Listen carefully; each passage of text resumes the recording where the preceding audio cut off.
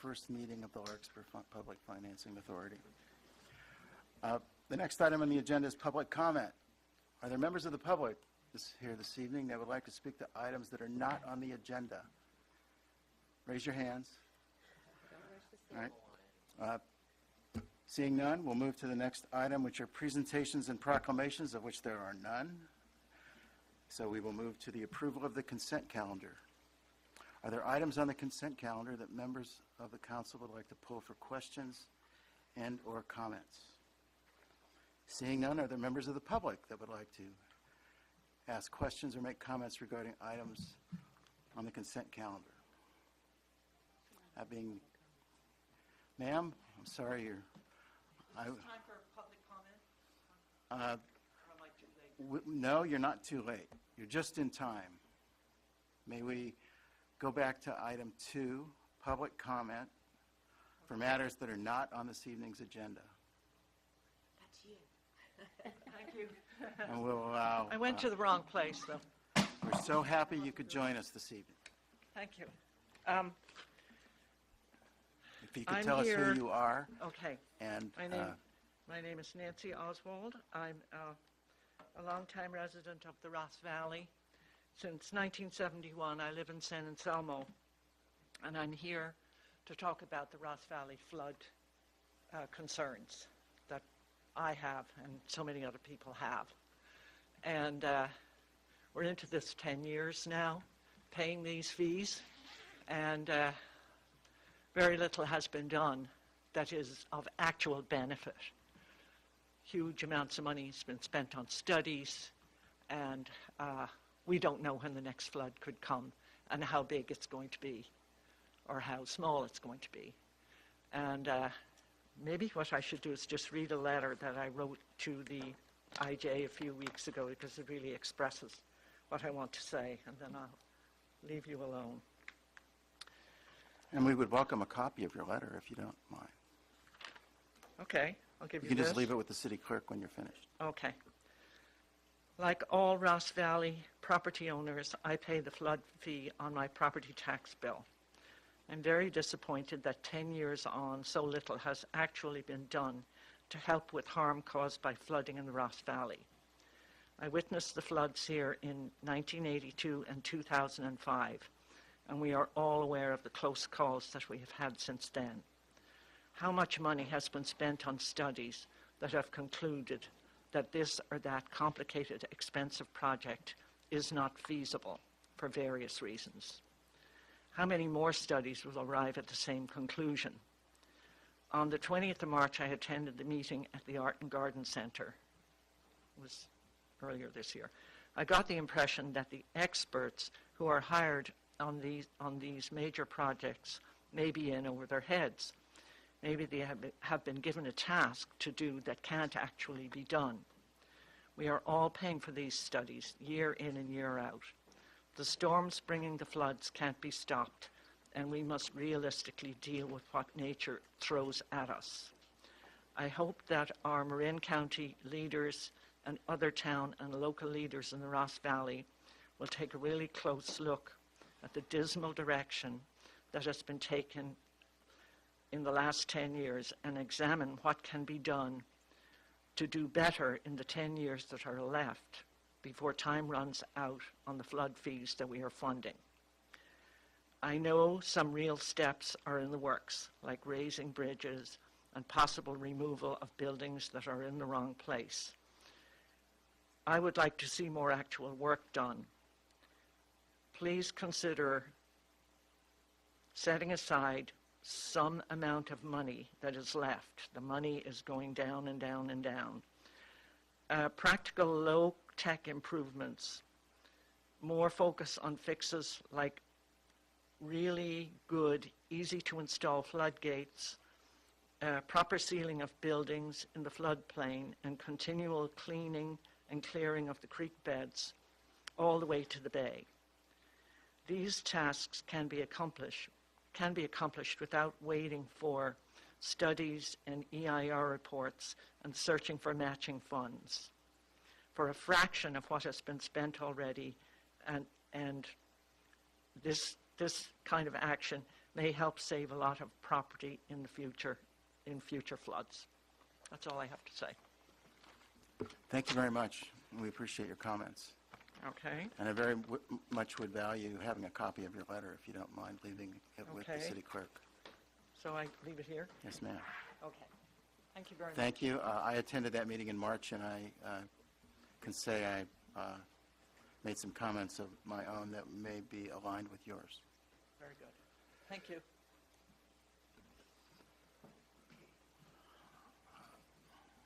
Other members of the public that would like to make comments on items not on the agenda? Cindy Winter, Greenbrae, the Transportation Authority of Marin, Friday, June 8th, their second innovation workshop. Topics: mobility in the world of tomorrow, how incremental changes can lead to revolutionary results, that is, pilot projects, I think, self-driving cars, and how cities are reshaping the future. The first workshop was wonderful. I hope everyone here will attend the second. Thank you.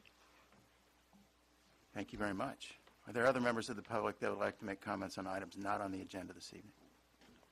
All right, that being the case, we'll return to the consideration of the consent calendar. Are there members of the public that would like to ask questions or make comments on items that are on the consent calendar this evening? Seeing none, I'll bring it back to the council for consideration of a motion for adoption. I'll move the consent calendar. Is there a second? Second. All those in favor of the motion, please say aye. Aye. Opposed? The motion carries. Thank you very much. Next item on this evening's agenda is the city manager's oral report. Mr. Mayor, council members, a few items for you this evening. First, highlights of upcoming items on your schedule. The dominant item for the 6th of June will be your budget. We'll be bringing it for your consideration. And we are on track to do that. We have our last of the preliminary presentations this evening. We're working to confirm that the TAM, Transportation Authority of Marin staff, will come on June 20th to present their ballot measure that was recently approved by the board of TAM. They'd like to present it. There actually is legislation now that requires a transportation authority to seek the concurrence of all the municipalities before something's placed on the ballot. So this will actually not be a presentation, it'll be an item. You'll be asked to vote on the plan, whether you support it. Your first meeting in July falls on July 4th, so we won't be holding that. Hopefully you'll be attending the parade in lieu of a council meeting that day. And we will be polling the council about setting your whole summer schedule. As you know, we often take one of the meetings off in August, usually the first meeting. And I'm polling the staff too.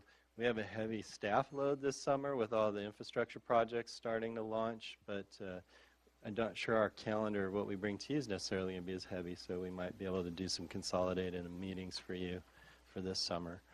Lastly, the two items. One, Measure B committee, we're working on their scheduling their first meeting. It'll probably be in the first week of June. And we are going to be asking the Measure B committee, of which 5 members are former Measure C committee members, to finish up the work of the Measure C committee. So we'll sort of have them operate concurrently. The Measure C committee still needs to oversee the final round of expenditures and review the budget and audit from the last 2 cycles. So we'll be asking them to do that. And then we did hold some briefings that we invited Measure B committee members to. We also had your ad hoc finance committee, which is Councilmembers Haroff and Chu, to meet with Mark Pressman, our municipal advisor, to kind of go over what's actually happening this evening with respect to the presentation of the material to go out on the market for bonds. Then lastly, I just want to let the council know that Corte Madera Town Manager Todd Cusimano and I participated in a group of League of Cities folks who spoke yesterday before the CalPERS Administration and Finance Committee. The topic was Assembly Bill 1912, which deals with joint powers authorities. Nothing came out of that meeting in terms of substantive action, and that's in part because the author significantly amended the bill Monday, which makes having a discussion on Tuesday a little challenging. But there was some general interaction, and I think I can say that Mr. Cusimano and I left more convinced than ever that there probably will no longer be new joint powers authorities with employees who have pensions. It's just simply untenable with some of the positions that CalPERS is taking. And of course, this has a direct impact on us because we were trying to put employees into our newly formed fire authority. So we are working on Plan B, and we are developing a Plan C, and expect to be able to unveil those publicly within the next few weeks so that we can bring resolution to getting all of our fire authorities, fire department personnel under one umbrella. Right now they continue to function as one entity, but they're actually within the two jurisdictions still. So we'll make lemonade out of that pile of lemons, but it's a little bit challenging. And I will say, since it's the first time I'd ever actually been to any sort of CalPERS meeting, I now feel very validated in all my cynicism that I've ever presented to you over the years. And I'll turn it back to you, Mr. Mayor. Are there questions of the city manager on his report this evening? Dan, does that, is it worth us having a fire council meeting to go over these things yet, or should we schedule it maybe for the summer? Or? I think we'll need about a week or two more of staff interacting with the various attorneys that have been involved to make sure we have everything lined up before we would call any sort of meeting. But we do intend to have the fire council meet to see what we're working on. Okay. Just would love to get that on the calendar if we know. Other questions of the city manager on his report this evening? We'll move on to council members' oral reports and comments. Vice Mayor Morrison? Quick. Went to a Chamber of Commerce meeting yesterday, and the downtown Larkspur wine stroll is all ready. We have 13 confirmed wineries. So here is flyers for all of you. We have 12 different stops for everyone to stroll down. We ordered 750 wine glasses, so that's how many people we're expecting to attend. So that's exciting. Business Citizen of the Year is Veronica Tramontozzi, and she owns Hello Gorgeous in North Magnolia. So that's all set. Safe Routes to School, met with Julian today. We discussed, which Julian's going to discuss with all of us, about the center line on the bike path, along with Doherty Drive update on the phasing, Magnolia and Madrone improvements, and the Lark Theater crosswalk, same with Madrone, and the Bon Air Bridge, which starts next Wednesday. And then Corte Madera, they discussed Pixley Redwood improvement. They did a lot of red curbs. They took away some parking. And then at Tamil Vista, they're working on complete street design. And then they're also discussing about roundabouts, using more roundabouts in Corte Madera, maybe the two areas that we share with Corte Madera. So that's all into discussion and study. And that's all I have. Other council member reports and comments this evening? Councilmember Chu, then Councilmember Way. Okay, thank you. Just a quick thing. On May 3rd, after our last council meeting here, at least the last regular council meeting, Central Marin Police Authority actually has a recommendation to go before all three member councils, and the recommendation is that there'll be changes to the social host accountability ordinance, and what that's going to, something that Twin Cities Coalition for Healthy Youth actually started after Prop 64 came on the ballot, but it's going to be adding marijuana and other drugs to the list of, to alcohol as being part of the ordinance. And there's also, to follow the county's current ordinance, it'll include restorative justice as part of the consequences of getting a citation. Second thing, since Dan had brought up CalPERS, yesterday the CalPERS chief investment officer resigned for personal reasons. He stated that he'll be moving back to New York to be with his daughter, but it'll be just something that we'll be watching to see, who they bring in, and, if that's any indication of the direction they're heading. One of the things that was really clear in the most recent CIO's efforts is they've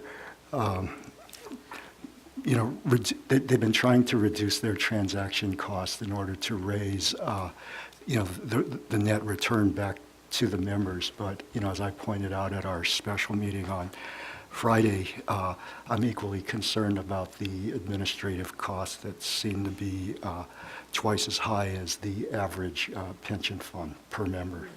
So that's something we'll keep an eye on. Councilmember Way? So I have a few things, a lot of them disaster related. So May 12th on Saturday, I went to observe the first Central Marin Fire evacuation drill, which was in Upper Madera Gardens. No, I can't remember where it was. It's in Upper Corte Madera area. It was, I spent most of my time at the command center, which was at Station 14, and then also at the gravel lot near Nordstrom's, which was where the evacuation point was. So it involved Kentfield Fire, Central Marin Fire, and our Central Marin PD. And it was an excellent evacuation drill, in my opinion. And I want to really commend Ruben for putting together, and Scott for putting together such a good, effective first drill. I think they had, I'll have the fire department will give a better assessment of what took place, but they checked in about 170 households, which came to about 20% of the surface of the area, which is actually a very good turnout for the first evacuation drill.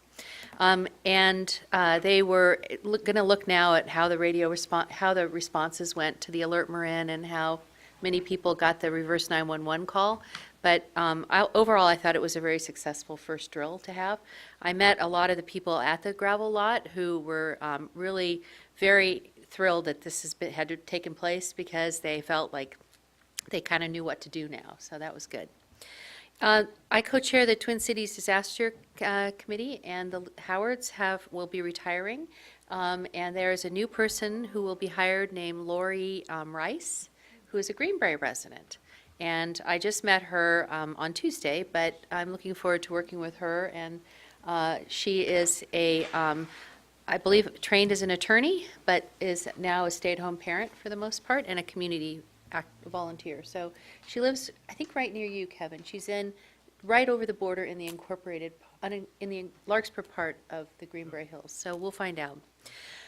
Today I attended with some other people in the county the Bay Area Regional Community Resilience Summit in San Francisco. And I'm not going to bore you with all the details, except that the most interesting thing was the presentation of the Haywired earthquake scenario, which was just published by the USGS.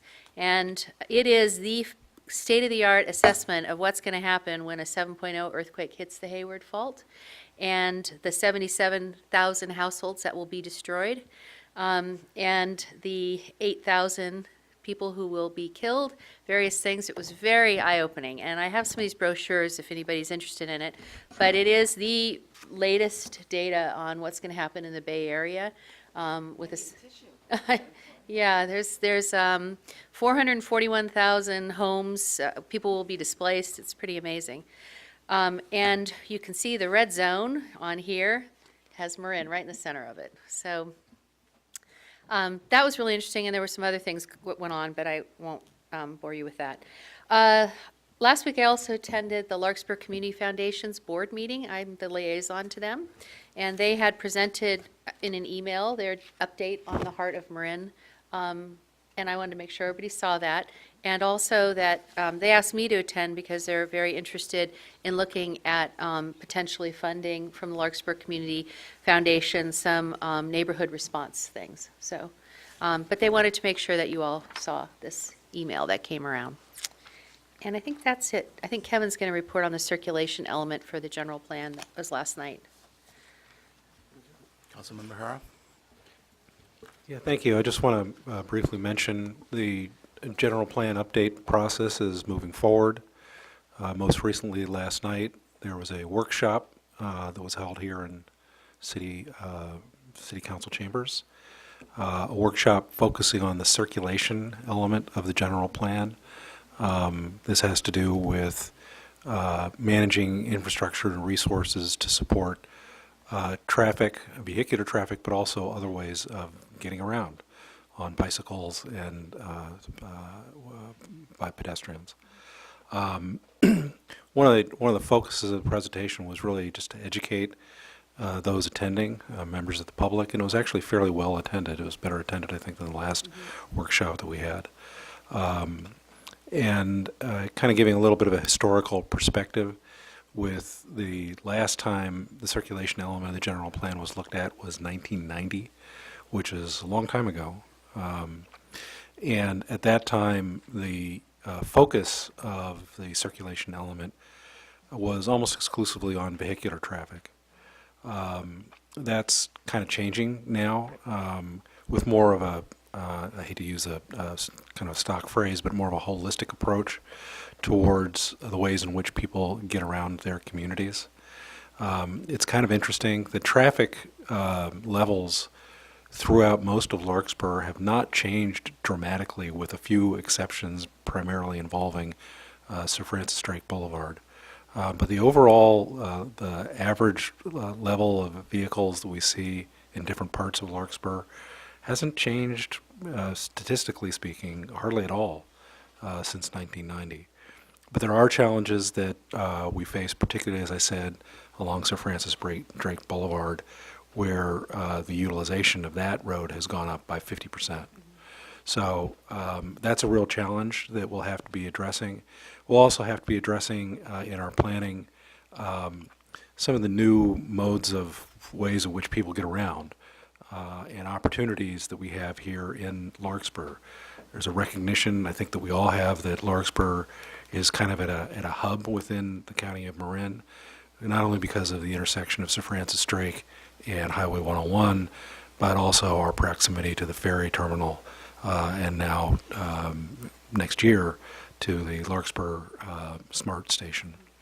So there are new challenges, new opportunities with, as I said, new ways for people to get around, ride sharing, bike sharing, walking, that people are doing more and more, and to try to accommodate all of those different opportunities in our general plan going forward into the future is the challenge that we have. So that was a workshop, trying to, as I said, educate the public and get some feedback from the public. We'll go back to our more regular meetings of our general plan steering committee going forward, where we'll be talking more details about the circulation element and other aspects of the general plan going forward. That's it. Thank you very much. I will send written reports regarding CMSA and flood control. I have sent an email requesting a meeting with Supervisor Rice, who represents this district on the flood control flood control zone 9. So basically discussing many of the topics that were brought up during public comment this evening. So we'll move to the next item on the agenda is public hearing. We'll open the public hearing. This is a concurrent City Council and Public Financing Authority item. Item 7.1, Measure B related lease financing. The first part is Part A, a resolution approving the issuance and sale by the Larkspur Public Financing Authority of lease revenue bonds to finance infrastructure improvements throughout the geographic boundaries of the city, approving the form and authorizing execution of related documents, and approving official actions. May we have a staff report, please? Mr. Mayor, I just want to clarify, we're having this public hearing. It's a concurrent hearing, as you said, of the City Council and also the board of the recently formed Larkspur Municipal Financing Authority, of which you sit as the board. So you're sitting in both those capacities, and you're being asked to pass various resolutions as part of this public hearing in those two capacities. So as we reach the conclusion of the public hearing, you'll want to be clear, we're acting as a city council and we're taking up this resolution, we're acting as city council taking up that resolution, we're acting as the finance authority, we're taking up that resolution, so the public's clear which one you're adopting at each point. We're going to do one staff report. These are all related actions and have to do with follow-up to the presentation you got a few meetings ago about the city using leaseback as its financing mechanism to go out into the market and pursue bonds. You have Mark Pressman, your municipal advisor, I'm going to call up here to give you the presentation about the actions you're taking this evening. And you also have Brian Quint here. Mark is your municipal advisor, he's with Wolf Hansen, and Brian Quint is your bond counsel with Quint and Timming. So I'm going to look to Mark, I guess, or Brian, one of you, to explain to the council the actions that they're being asked to take this evening. The tag team. He's trained. He's trained? Okay. He's a trained speaker. Good evening. How you doing? So we're here tonight to continue the process that we began a couple weeks ago. This is the approval night for the authority and the city to approve the entering into the various documents to move forward for the financing. The resolutions adopted by the authority to authorize the issuance of bonds and to approve the various legal documents that are necessary for the transaction. The City Council resolution is the city side of it. The city will approve the issuance of bonds by the authority, and the city will the City Council will approve the documents that it needs to execute in connection with the transaction. One thing I should mention is that the resolution that's showing as the bylaws, that should be an authority resolution, not a City Council resolution. Yeah, I think we have that right.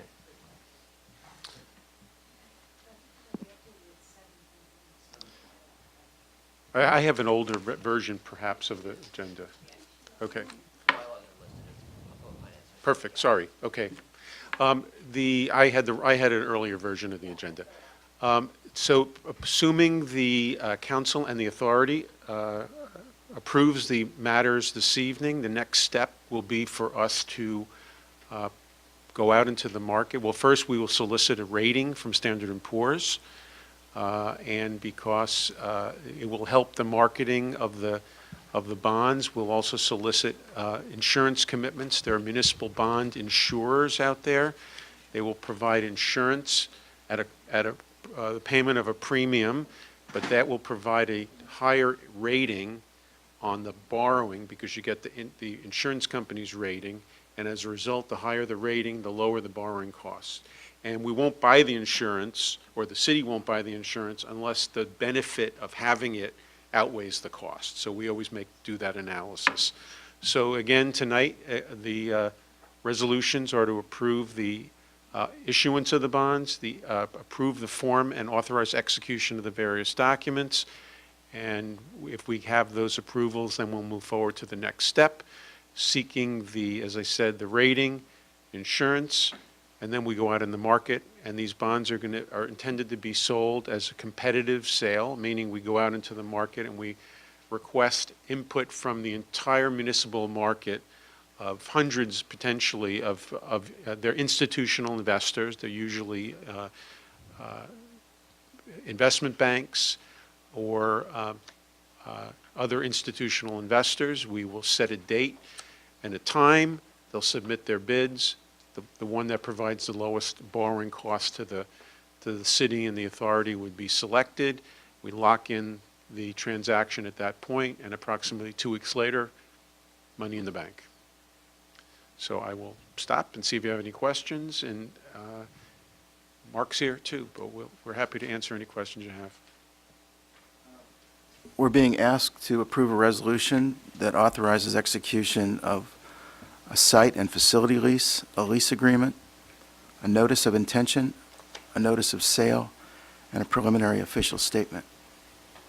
Are there questions of staff or the consultants regarding this agenda item? Catherine?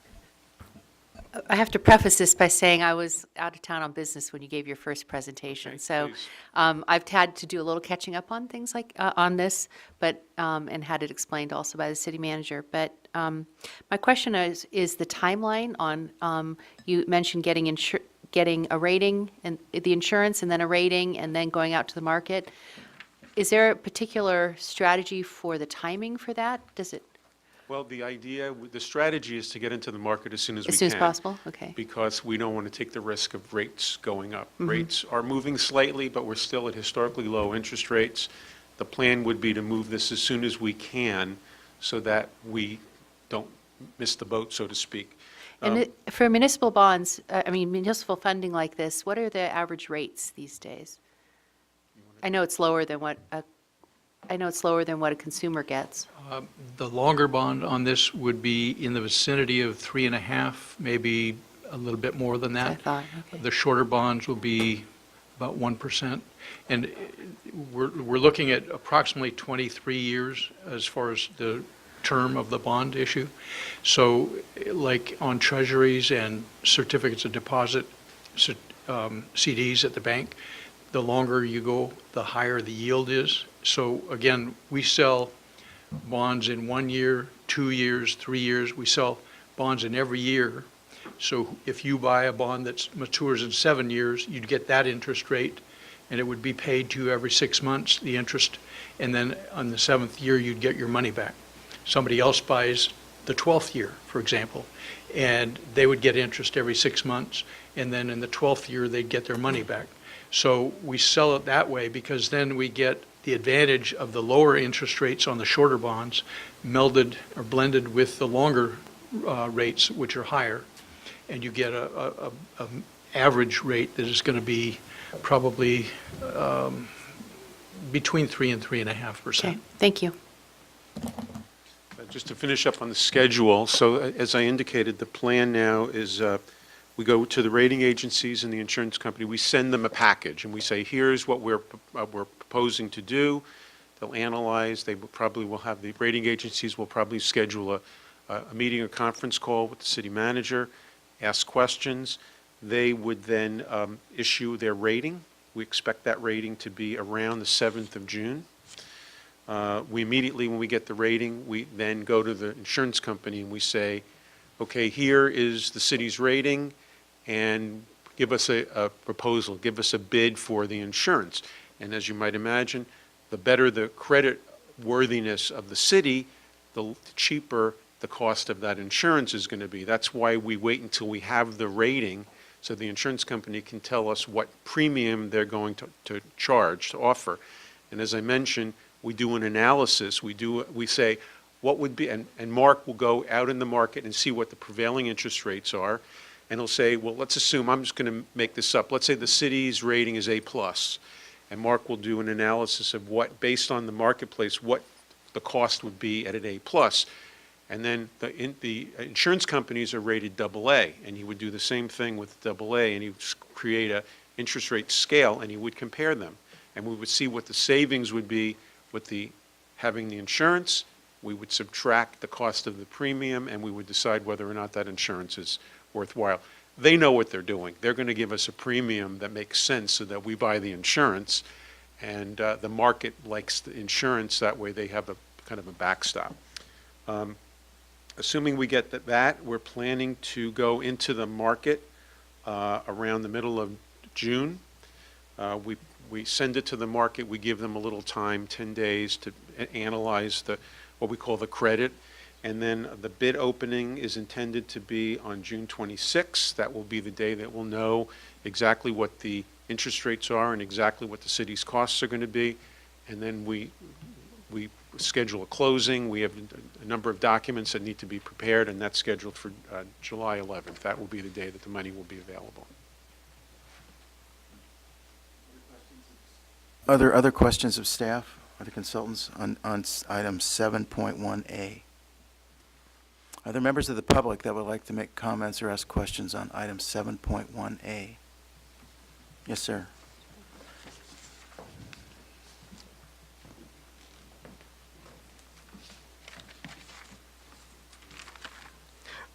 James Holmes, Larkspur. In reading the draft offering statement, it certainly is straightforward and it was devoid of all the puffery that I had expected to see about Larkspur's affluence and its sales, strong sales, and so forth. But there was none of that. It was just the facts. But there is one fact that I would question, and that is the statement in the preliminary circular that SMART will be coming to Larkspur in 2018. I don't think that's accurate. I think there may be some sort of a shuttle, but it makes a statement that that it's coming in 2018, and that's not accurate. I think it should be 2019.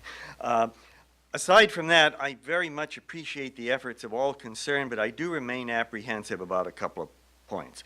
First of all, the complexity of the arrangement, and especially the entanglement of our city facilities, or more specifically, the right to use those facilities as part of the security for the bonds to be issued. I understand that this is more or less standard operating procedure, and your advisor had a very productive and helpful explanation for Measure B staff members, committee members last Monday, but it's still, it is, the arrangements and the security is still scary for the uninitiated. I'm also apprehensive about the seemingly slim margin between the anticipated tax revenues, which I believe is estimated at $1.68 million, and the required bond payments, or the expected bond payments of $1.6 million. It's not 800,000. I don't believe that difference is 800,000 as stated in the staff report. I believe that difference is 80,000. My decimals aren't that great, but I think the difference between 1.68 and 1.6 is 80,000, not 800,000.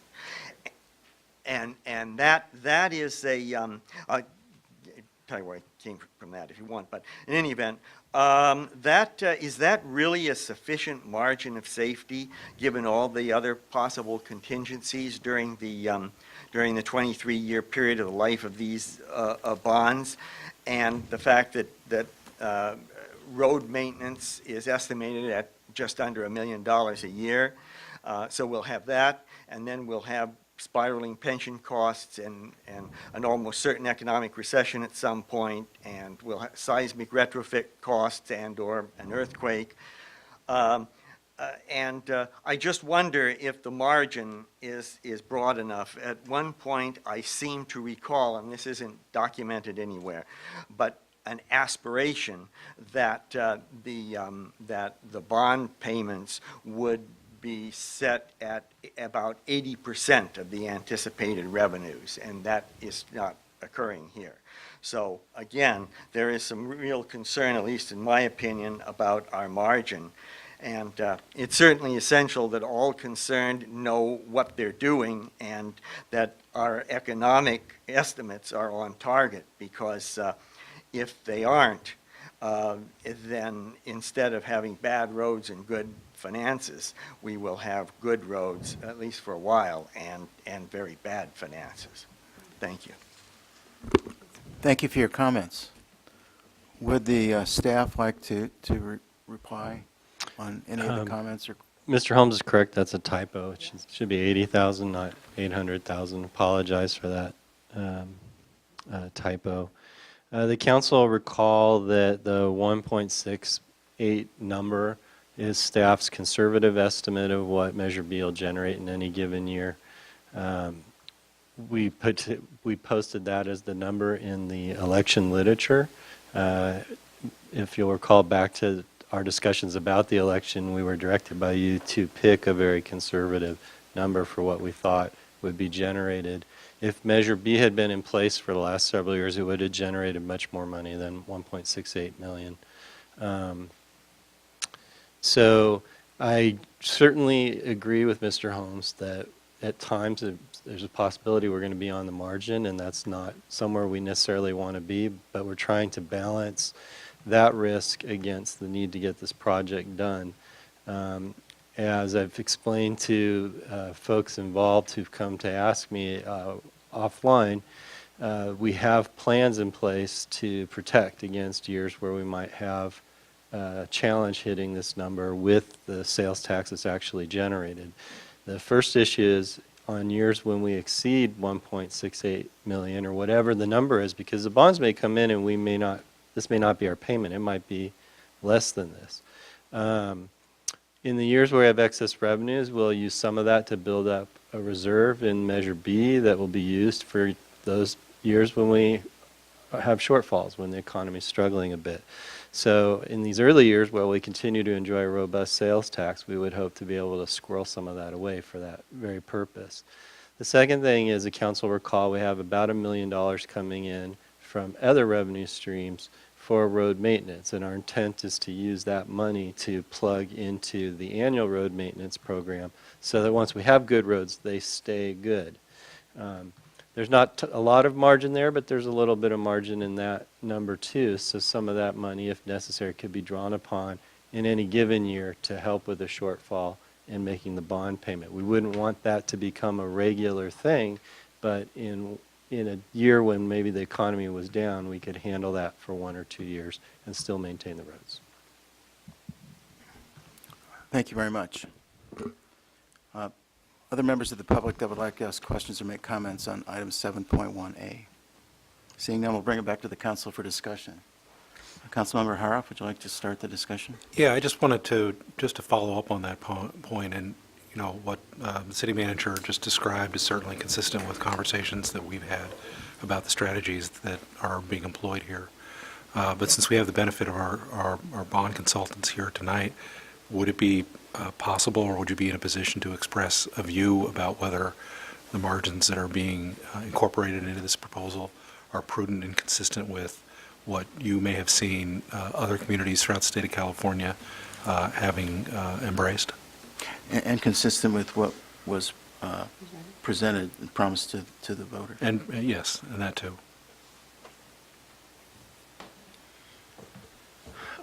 Excuse me. Our experience with a number of other local public agencies that have used this type of financing structure is that staff generally looks at their budget, looks at their financials with a very sharp pencil and they do a stress test internally, and they're not about to put the city in a position that they don't feel comfortable. And as Dan has indicated, I think the 1.68 million projection is on the conservative side.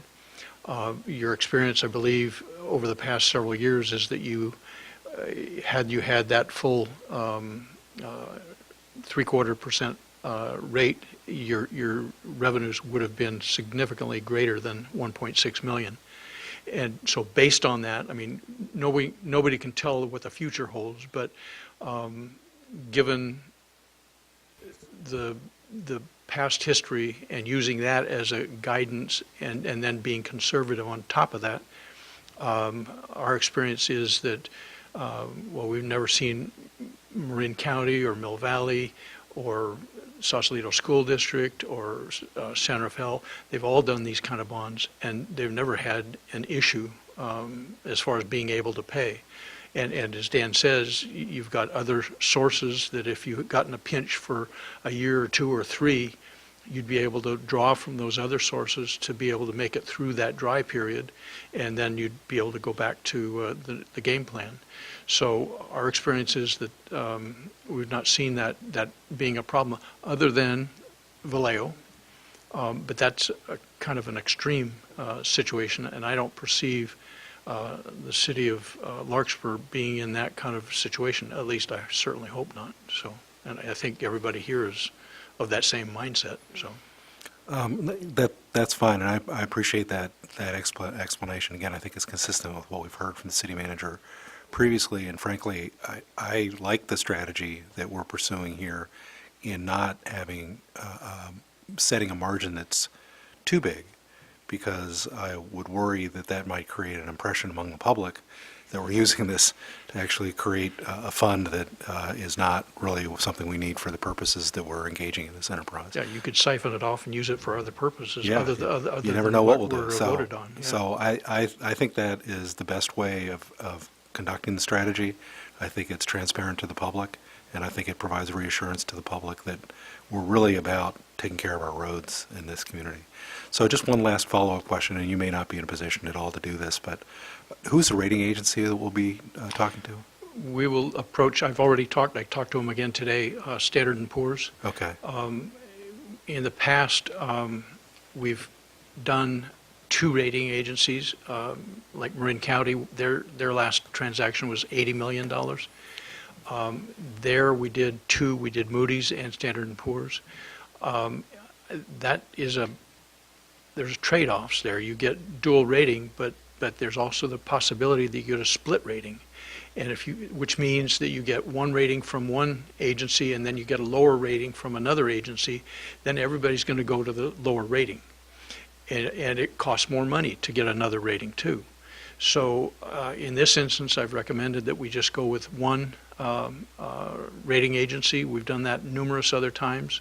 I believe we did that with Twin Cities Police Authority when they did their bond issue, which was about $20 million, I believe it was. And so it works fine. So I just don't like spending money if we don't have to, and I also want to avoid that split rating possibility because that you're shooting yourself in the foot. Yeah, we appreciate that. Do you have any wild guesses of what rating we're likely to get? You don't have to answer that. I think we'll be a AA or higher. Well, that'd be great. You know, I mean, Mill Valley's AAA on a voted, if they were to have a general obligation bond that's voted 2/3 vote, they'd be a AAA, same as Marin County. I don't see that you're any weaker or, you know, not, I think you're as good a shape financially and demographically as Mill Valley. So I would anticipate, and I'm being conservative, I hope, on a AA, but I think you'll be that or better. And, Okay. And we'll report to you what the results are. We certainly don't want to do worse than Mill Valley. Thank you very much. Yeah. Councilmember Way, No, my questions were answered. Vice Mayor Morrison, Councilmember Chu. Yeah, I'd like to follow up on Councilmember Huroff's question. It's more about clarification. If we're using 80% of the sales tax proceeds for the roads, then to me, it would seem like you already have built-in padding. Because if you ended up generating less sales tax than you anticipated as an overall amount, you know, we just don't spend as much of the other 20%. Is that correct? Staff never presented to you or endorsed the concept of an 80-20 ratio. I believe members of the public and perhaps members of the council had a dialogue about that at a council meeting, but that's never been anything that staff's presented to you. I think my philosophy's been better articulated by Councilmember Huroff, which has been the public expects the vast majority of this money to go into fixing all the roads. And so the exercise staff went through is your Public Works Director, Mr. Skinner, told us how much money he needed. And he's going to be as conservative or liberal as it takes to have that amount of money in the bank so he can do his job. And so then Mr. Pressman provided staff with an array of options as to how much can you pay, here's what I think you can go out and achieve in the market. And so I kind of circled my point on that spread where I was no longer having heartburn, and then I looked at Kathy Orm, the finance director, and she was still passing out. So I thought we're still not conservative enough, and she's probably still a little queasy because Kathy, we like Kathy a lot because she's the most conservative person on the staff. But I think I got her to a comfort level at this 1.6 that, if Larkspur's not hitting that number in our sales tax base, we have bigger problems than this bond payment. That would mean the economy in Larkspur had seriously gone down. And then we would have all kinds of financial issues we'd be wrestling with. So while I acknowledge that's a risk, that's always a risk, I think we're in pretty good shape. Yeah, I think one of the things I pointed out before is that Larkspur's volatility on their sales tax is not as great as cities that might have, let's just say, high-cost items that are more discretionary purposes, like car dealers, Yeah. Things like that. Sure. But to your point, when we talked about Measure E, the combined authority came out at AA, so we should be at least that, right? Well, one would think, but again, I'm not the rating agency, but based on my knowledge, my experience, I would think you would be a good, strong AA or better. And there's only two categories above that. There's a AA plus and a AAA, so you're bumping the ceiling right there. I wanted to also go to the area, if whatever the revenues are, assuming they're greater than 1.6 million, my understanding is that you'll devote 1.6 toward debt service, which gives you this chunk of dough to put into the dirt. But any surplus over that, what I understand from Dan is that surplus would be used not only to build reserves and that sort of thing, but once you built your reserves, you would use it to do pay-as-you-go cash items for ancillary construction over and above what the 26 million is going to pay for. So you putting in a road here with the 26 million, but you need a sidewalk and some bushes or landscaping or something like that. That would be, if you have the extra cash, that would be paid for in cash. But that's sort of a fluid thing. If you've got lots of extra cash, then you can do more of those. If you don't, then you cut back and you just keep doing the 1.6 million. So I think the program that they've envisioned is pretty pretty thoughtful and pretty well thought out. It might be a good point to remind the council, I think it's still germane to the item. Measure B is a general sales tax item, and your city attorney has advised you all along that a general sales tax item should be spent on probably at least two different things. So we do hope that there's still enough capacity to continue to pay our fire truck lease. That would probably be what we'll recommend to the Measure B committee, and I know that's slightly afield, but we've anticipated all of that in what we've presented to you. And that's part of the measure, too. That was identified. That was part of the measure. That's one of the items that we spoke about quite a bit. But storm drains come before that, correct, Dan? Well, our goal long-term is to begin to look at storm drains, so that is another area that the excess money may end up in. The council should recall that you passed a resolution complementing your ordinance that you put on the ballot for Measure B, and that resolution specified that sidewalks and ADA improvements and storm drains related to roads are actually all part of what the city defines as road repair. So part of the Measure B program, folks need to understand, extends beyond pavement. And in fact, you'll recall from the presentation you got about the Measure B program, a lot of the first year work is actually the ADA ramps that need to be installed so that we can legally repair the roads. So to your point, Vice Mayor Morrison, long-term vision, definitely a lot of investment in storm drains. Short-term, there will be investment because a lot of the storm drain system's tied to the roads. Yep. Great, thank you. Any further discussion on item 7.1A? Mr. Mayor, just one final Councilmember question. Harris. To the city manager, if we are so fortunate as to be creating revenues sufficient to generate a reserve over time, how will that reserve be accounted for? Well, we'll continue the practice that Because it's part of the general, the money's part of the general fund. It is, but we've consistently taken the sales tax money, the transaction use, Measure C. We'll continue the practice putting it in its own account. So we're tracking that money as its own amount and then reporting out. So when we built up reserves in the Measure C account, we simply showed what that balance was. It's still an account within the general fund. It is, but per your direction and per best practices, we've always kept it as a separate account that we could show and report out separately.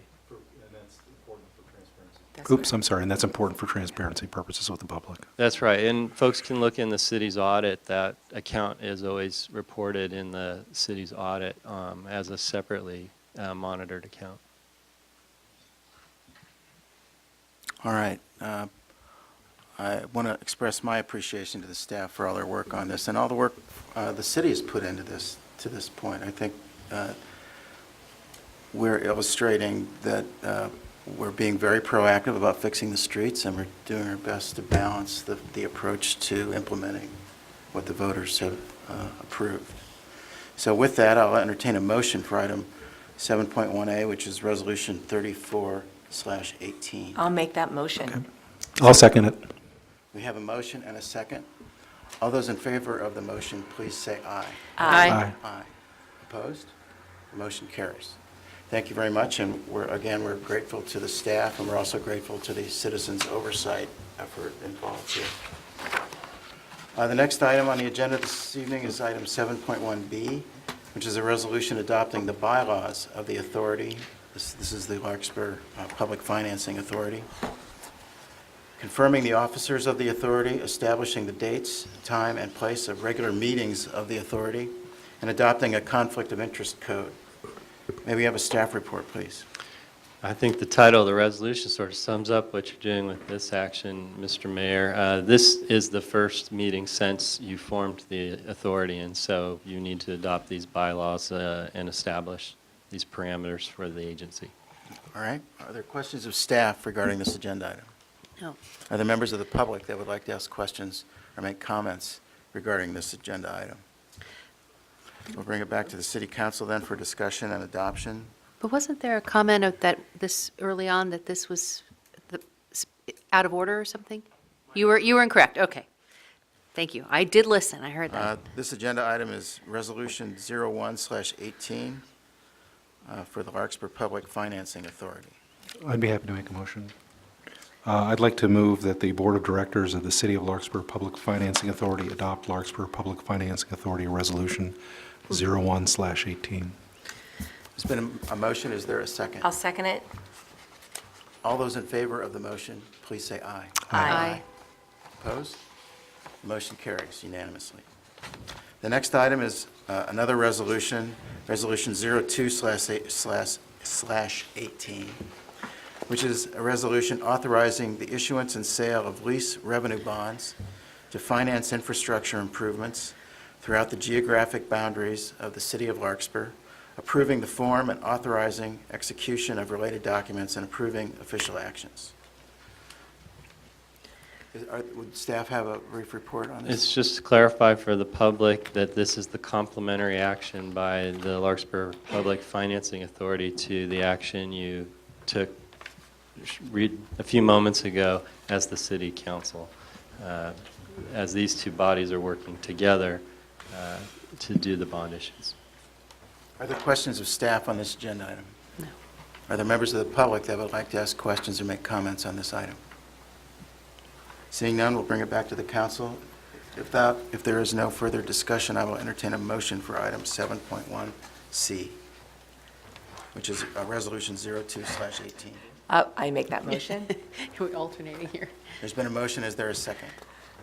I'll second. All those in favor of the motion to adopt resolution 02/18, please say aye. Aye. Aye. Opposed? The motion carries unanimously. That'll close the public hearing, so we'll move to our business items this evening. Thank you very much. Thank you very much. Thanks for all your work.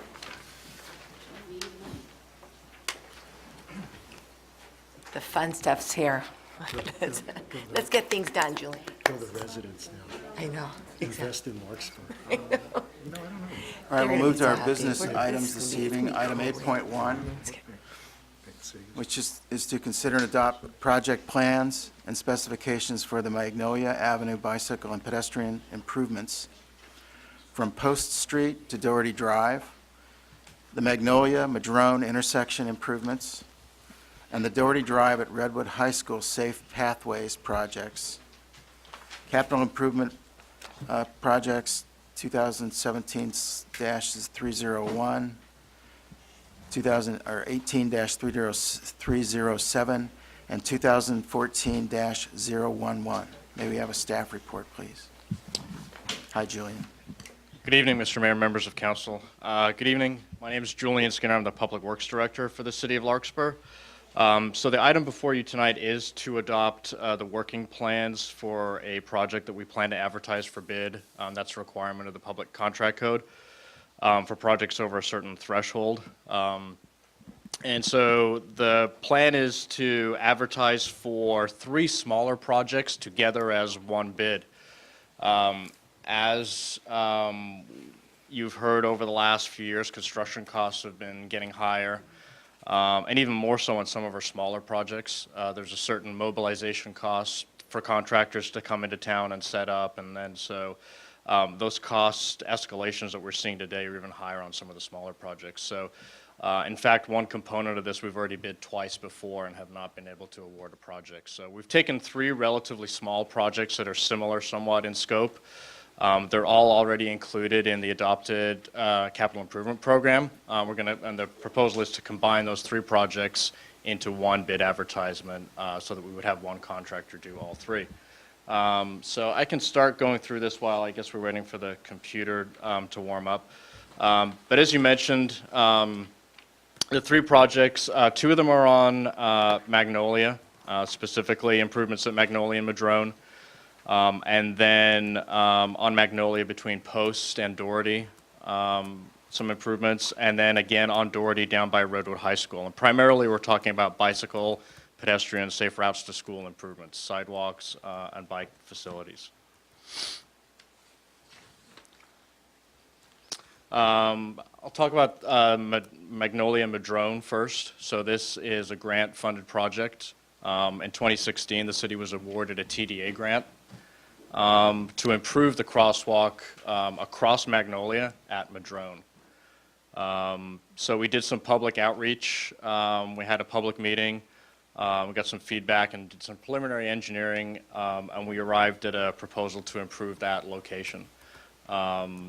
And although the grant application was specifically to improve that crosswalk through the engineering and the public feedback that we got, we determined that the best way to improve that crosswalk was to actually eliminate it and instead enhance a crosswalk that's close by. So the plans that are actually attached to the staff report show the proposal for that project is to remove the crosswalk that crosses Magnolia at Madrone and instead enhance the crosswalk that's less than 150 feet away at the bus stop.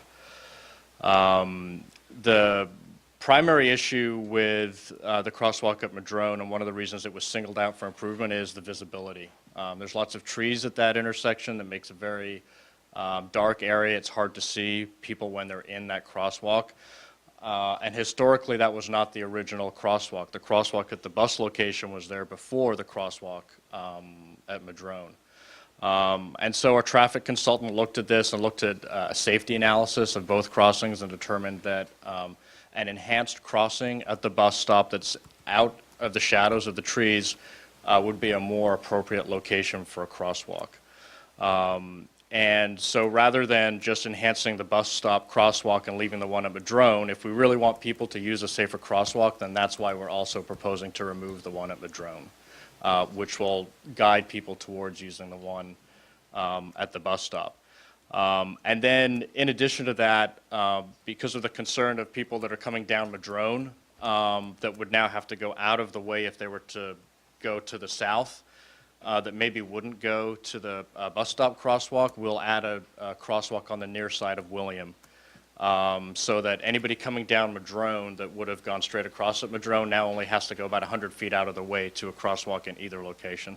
And the crosswalk in William is actually on the same side of the street as where the sidewalk on William is, so that crosswalk makes sense in that location also. So that's the basics of that improvement. And the actual crosswalk enhancements at the bus stop include curb extensions or bulb outs. So what that does is it takes the curb or the sidewalk at where the crosswalk location is and pulls it out into the street along with an ADA ramp, so that the pedestrian is more visible to the traffic, and not as much hidden behind the cars that are parked on that street. The other thing it will do is put in the flashing lights. So these are pedestrian activated flashing lights, similar to the one that Corte Madera recently installed, similar to the ones that are included in the Bon Air Bridge replacement project. So they're pedestrian activated. They're called the rectangular rapid flashing beacons. It basically has a sign with a pedestrian, and then it has a light bar directly below the sign that's inactive all of the time, except for when somebody presses a button, and then it lights up to alert a motorist that there's a pedestrian in the crosswalk. So those are the physical improvements that will enhance that crosswalk, the curb extensions or the bulb outs, and then the flashing lights. So I'll move on a little bit further down on Magnolia towards Doherty. Could we Yes. ask a few questions as we move through this? Sure. Councilmember Way has a couple of questions. So when I attended a public workshop about that intersection, I think it was last year, there was some expressed concern about removing of the right turn lane heading south on Magnolia, turning right into Madrone. So that remains the way it is currently because we're switching things. Right. That's clear? Yes. So then we have the new sidewalk intersection a little closer up by the bus pass, which I understand, and then the one south by William. Yes. The connectivity on the sidewalk then, coming down Madrone, if someone's walking down the sidewalk and wanting to head south, there's 3 large trees sort of right there that if there's a caution sign around Right. them currently. But there, are we enhancing the connectivity then for people on the sidewalk who may be in a wheelchair to get to that crosswalk on William? So there are a couple of things that occurred there. One was the sidewalk popped up in a few locations because of the roots on the trees. Right. And also PG&E were through there doing a gas project, and they removed some of the squares. Those will all be replaced, and they'll be to ADA standards, either with this project or with what PG&E will do as part of their restoration. Because currently, people are diverted to walk in the... Behind the trees. Behind right. the trees. That will get fixed. Okay. Yep. One of the questions at last night's public workshop about the circulation element came from Larry Meredith, who lives in the canyon and is also really interested in making sure that we are paying attention to walkability for disabled and people in the canyon who are seniors coming down. So I just want to make sure that's on our radar. Yep. Great, thank you. Okay. Councilmember Chu? Yeah, when you talked about moving or creating a crosswalk on William, are you adding, there's already a crosswalk on the south side of that intersection, so you're adding one Correct. at the base of the bridge on the north side? We're adding one on the north side. That's the side of William that has a sidewalk. And it's also the closest side to Madrone. So we want to make as much as we can the opportunity for somebody to cross in a crosswalk. So the thought was if we eliminate the crosswalk at Madrone and somebody was heading towards William, they may not necessarily cross the other side of the intersection to use that crosswalk, and they may go diagonal, whereas if we can bring the crosswalk closer to them, there's more of a chance that they will use it. So. Okay, thank you. So this is the overall project location, yes. I have a couple of questions, too. Am I wrong, or is this the first time I'm seeing this? This is one of the reasons why we brought it tonight. So typically adopting project plans is something you would see on the consent item, but because what we landed on with our preliminary engineering and through our public feedback is different than what was in the grant application, we're presenting it tonight in a public forum so that people have an opportunity to see that we're doing something a little bit different than what was in the grant application. Is there an opportunity, has this had an opportunity for any other feedback than from us? It has not, community? but it requires a further action by the city council. So because we plan to close a crosswalk, per the California Vehicle Code, that requires posting at a public hearing. So that is a further action that will be required by the council before we actually close the crosswalk. Is there any way to do a test of the proposed versus closing the existing temporarily? I mean, it's just paint. So, Here's my point. This is in the center of the identity of my neighborhood. And when I say the identity, I mean people get used to how they move through and around and along Magnolia. I wouldn't want to create a situation where people try to cross anyway, where you've taken the crosswalk out, because that would just be the worst. I think it's there. It's the location has. I'm sure there's no scientific study, but it's there for a reason. And before we just assume that it's okay to remove it, I'd like to see some way to test the community reaction to it. For Well, my own, We'll try to do that as long as you refrain from saying the staff's assuming, and I want to make sure the record's clear because it predates Mr. Skinner that this project started because we had a vehicle hit a child. Right. And so this has been 3 public works directors trying to get this project to fruition for that reason and not because staff I is misspoke. playing engineer. So I just want to make sure that's on the record. I misspoke using the word assume. I want to make sure that we give the community appropriate time to adapt to what we're proposing, and that we can learn what we can from what best works here. Well, to that point, I mean, we have sidewalks in our city that already have that, a sign that blocks somebody from further walking down there and redirecting them to a different place. And in the recent changes in sidewalks on Tamalpais, they've done the same thing. They've cut down on sidewalks and redirected people. I think we can easily figure out a way to put up some blockage from the old sort of crossing and redirect people, and people will. My concern is more about the whole way things work now and how it feels. And when we last left off, my understanding was we were gonna make improvements at that location where the crosswalk exists. So I'd like the public conversation to pick up at that point and look at the proposal and get a chance to talk about the change, as opposed to just reacting to something. But we have to have a public. Yes, Well, I think Yeah, he's saying that. Yeah, so we have to have one, so. but I'd like the context of it to be a little more recognition that this is an important place that we're talking about removing. I think that crosswalk is a place. Okay. So, so when the project comes back, assuming we get direction from council tonight to move forward and advertise for the bid, then the next step would be to come back and look at awarding a contract, and at the same time talking about the public hearing as to whether we want to close the crosswalk.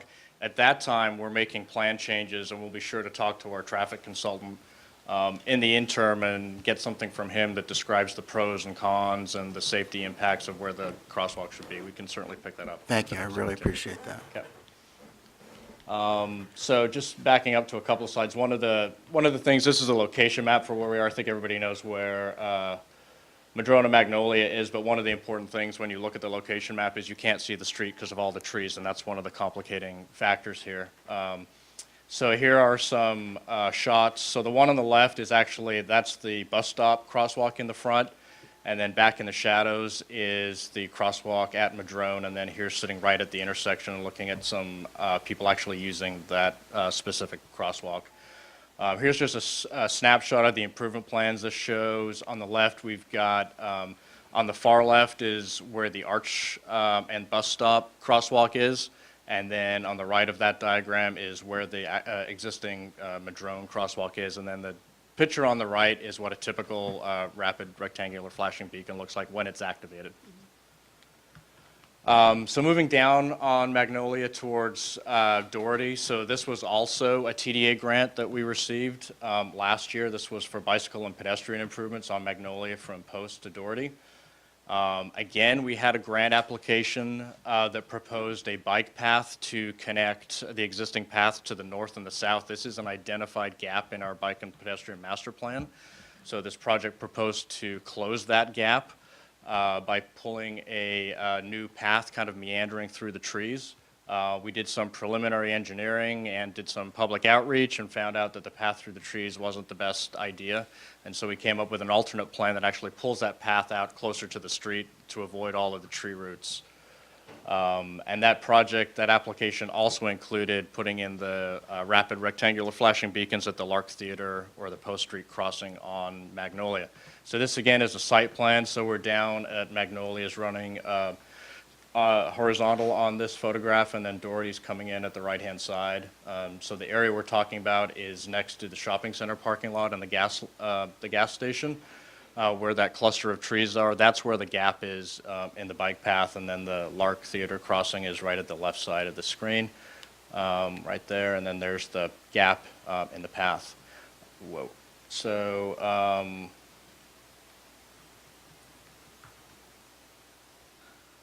here are some existing photos. So at the top left, this is where the current crosswalk goes across the Lucky driveway. It's kind of at an angle. It's not at an ADA slope. There's a lot of cars that bottom out there, which is a good thing for slowing cars down, but not a good thing for people that have to repair their cars. And then on the right side that's a crosswalk at the Lark that's already high visibility in that it's got the horizontal lines. But the proposal is to put the flashing rectangular beacons in there. And then the center photo is kind of standing at the Doherty end on the existing sidewalk and looking towards Post. So the shopping center will be off to the left, Lark Theater would be to the right, and you're kind of looking down at the existing sidewalk that's next to the travel lanes. And so what the project, as designed, proposes to do is put in a parallel bike path adjacent to the sidewalk that's on that section of Magnolia. So what you see here in the sketch is kind of that dark band is the closest to the bottom of the page is the sidewalk that would get replaced in kind. And then next to it, behind it, would be an 8-foot wide bike path. So rather than having a shared path going through the trees, which became problematic when we started to look at routes and ADA grades and everything like that, we brought everything out to the street. And then this will actually require replacing the sidewalk and then building a new 8-foot wide path behind it. So rather than having a multi-use path for both bikes and peds, this will keep the bikes and peds separate. Then the pedestrians that want to keep walking on Magnolia can use the crosswalk, and then the bike path will actually duck down towards the central path, and then we will redo the crosswalk across the driveway coming out of the shopping center. It'll still have a valley gutter in there, so kind of an inverted speed hump will still be there. But the actual place where a bike would go across has to be flat or has to be 2%, which is practically flat for ADA reasons. So that's what that project looks like for the bike path extension. So, Um, And then, I'm sorry, Julian, Yes. so coming along the bike path, let's say you're heading towards Doherty, along the Yes. bike path, and then you cross over, not Ward Street, and then you get onto the Nazari property bike Yes. path section. Yep. And then you get to the driveway of Lucky, then it's Yes. going to jog left up the driveway and parallel to Magnolia. right, so you'll cross that driveway at a new crossing that'll be flatter than the existing one. Okay. You'll get on the far side where kind of the park is now. Yes. But then rather than following the concrete pathway that's down next to the bushes, the bike path will veer off to the left and climb up to Magnolia. And then it'll meet the sidewalk on Magnolia and follow that sidewalk to the intersection, and then it'll direct people across Doherty to where the bike path then continues north. Okay. It's a lot of bumping around. So the seating area that's currently down along the sidewalk, is that going to be replaced along the new? That all stays. So we're not touching any of the interior area of the park. That will remain. That sidewalk, that concrete walk, if a pedestrian chooses to go that way rather than go up to Magnolia. So rather than improve that, we're leaving that and creating this alternate route that is more of a direct route for bikes. Thank you very much. All right. And then moving up to the Lark Theater, so again, the rapid rectangular flashing beacons are proposed. Because we have a median here, they would be on the median in the middle, and then also at both sides of the road. So we'll actually have the 4 flashing lights here. And then on to the last component of the project, which is the Doherty Drive at Redwood High School improvements that you've seen a few times before. So again, this was a 2015 Transportation Authority of Marin Safe Pathways to School grant. that we went out to bid in 2016. We only had one bidder. It came in 200% higher than the engineer's estimate. And so last year, we repackaged it and put it out to bid again, but it still came in higher. So part of the thought is we needed to combine it with other projects to make it more attractive and try and drive some of the unit prices down. And this project primarily includes widening the area behind the sidewalk on Doherty. So at the frontage of the Redwood High School, once you get past their parking lot at Riviera Circle, kind of in between the two Riviera Circle Drive entrances, there's a site plan. So this is Doherty running horizontal across the page. The high school is at the bottom. So at the left is the first Riviera Circle intersection. So what this project would do is improve the sidewalk that's on the school side of Doherty as it wraps around the high school and gets to the parking lot. The entire project, the first time we went out to bid, would have taken this all the way to Lucky, but based on today's construction climate, we don't have the money to do that. We've talked to TAM. They're fine with us spending the money to the best extent we can to get as many of these improvements installed. So we split the project up and decided to do the west half, so starting at Riviera Circle West, gets us around the high school, gets us to the parking lot, and then folks will be directed back onto the existing sidewalk. It replaces the sidewalk, it puts a bike path behind the sidewalk where we have these horizontal curves where we have some sight distance. That this is basically the condition you see out there. So this is Doherty, the high school's on the left. There's a fence right at the back of sidewalk. It's not wide enough for bikes and peds at the same time. There's a shoulder there, but it's not a standard bike lane width, and then it's pretty typical for what traffic looks like on Doherty. So the proposed plan, there's a section of the improvement plans that just kind of shows the dark band where we're going to move the improvements to, but here's what I think is a better illustration. So the top shows the current condition. So this is looking kind of a section view. If you were standing on Doherty looking towards Lucky with the high school on your right. So you've got the 2 lanes of travel, you've got shoulders, you've got an existing sidewalk, and then that fence right at the back of the sidewalk, and then it slopes down to what is an access road for the school. And then the high school would be off to the right that's not shown here. So what the proposed plan shows, the bottom is what the ultimate plan would be. That is still part of the project. It's just not going to be part of this bid. So it would have included some restriping on Doherty, which will take place at a later time. But the significant change is if you look at moving from the road over to the right, you've still got the 4.5-foot wide sidewalk, but then we put an 8-foot wide bike path behind it. So actually the same layout that we're proposing to do up on the section of Magnolia by the gas station that we just showed. So we leave the sidewalk there for the peds, and then we put an 8-foot wide bike path behind it, and then we move the fence behind that. So it gives people the opportunity to get further away from the traffic. But one thing it does do is it gets into the school district property. We do have an easement with them so that we can use some of their property. They let us squeeze their access road down to 12 feet. So that's where we've got. At 12 feet, we actually need to put in a retaining wall. So that's one of the major costs on this project is that retaining wall. Because when we push that bike path out 8 feet, there's quite an elevation difference between Doherty and the access road that goes around the high school. So that in a cross-section is kind of what this project will do for the most part, is pull an 8-foot wide asphalt path behind the existing sidewalk, push that fence back, and then a retaining wall that you won't actually see because it's only going to be visible from the high school access road. And then this will go the whole way around the school, and it'll end approximately where the parking lot on the east side of the school is. We're still having discussions with the school about whether that path terminates and everybody's directed onto the sidewalk or whether they want people going through their parking lot. That's a detail we haven't worked out, but that's kind of a fencing issue at this point. And then we would look to continue the 8-foot wide path behind the sidewalk with a future grant opportunity. And then that would also include some improvements to Lucky and Doherty also. So that's it for the presentation. So again, the item before you is a request to adopt the plan so that we can go out to a public bid for the project. Are there questions of staff on the presentation? I have a couple of questions. Vice Mayor Morris? Let's see, what should I ask? Julian gave this presentation to the Safe Routes to School, and the committee was very pleased with what they heard. So that was exciting to hear. Julian, will you also talk about the ADA ramps? I think it's just fascinating how many ramps you're going to put in Larkspur.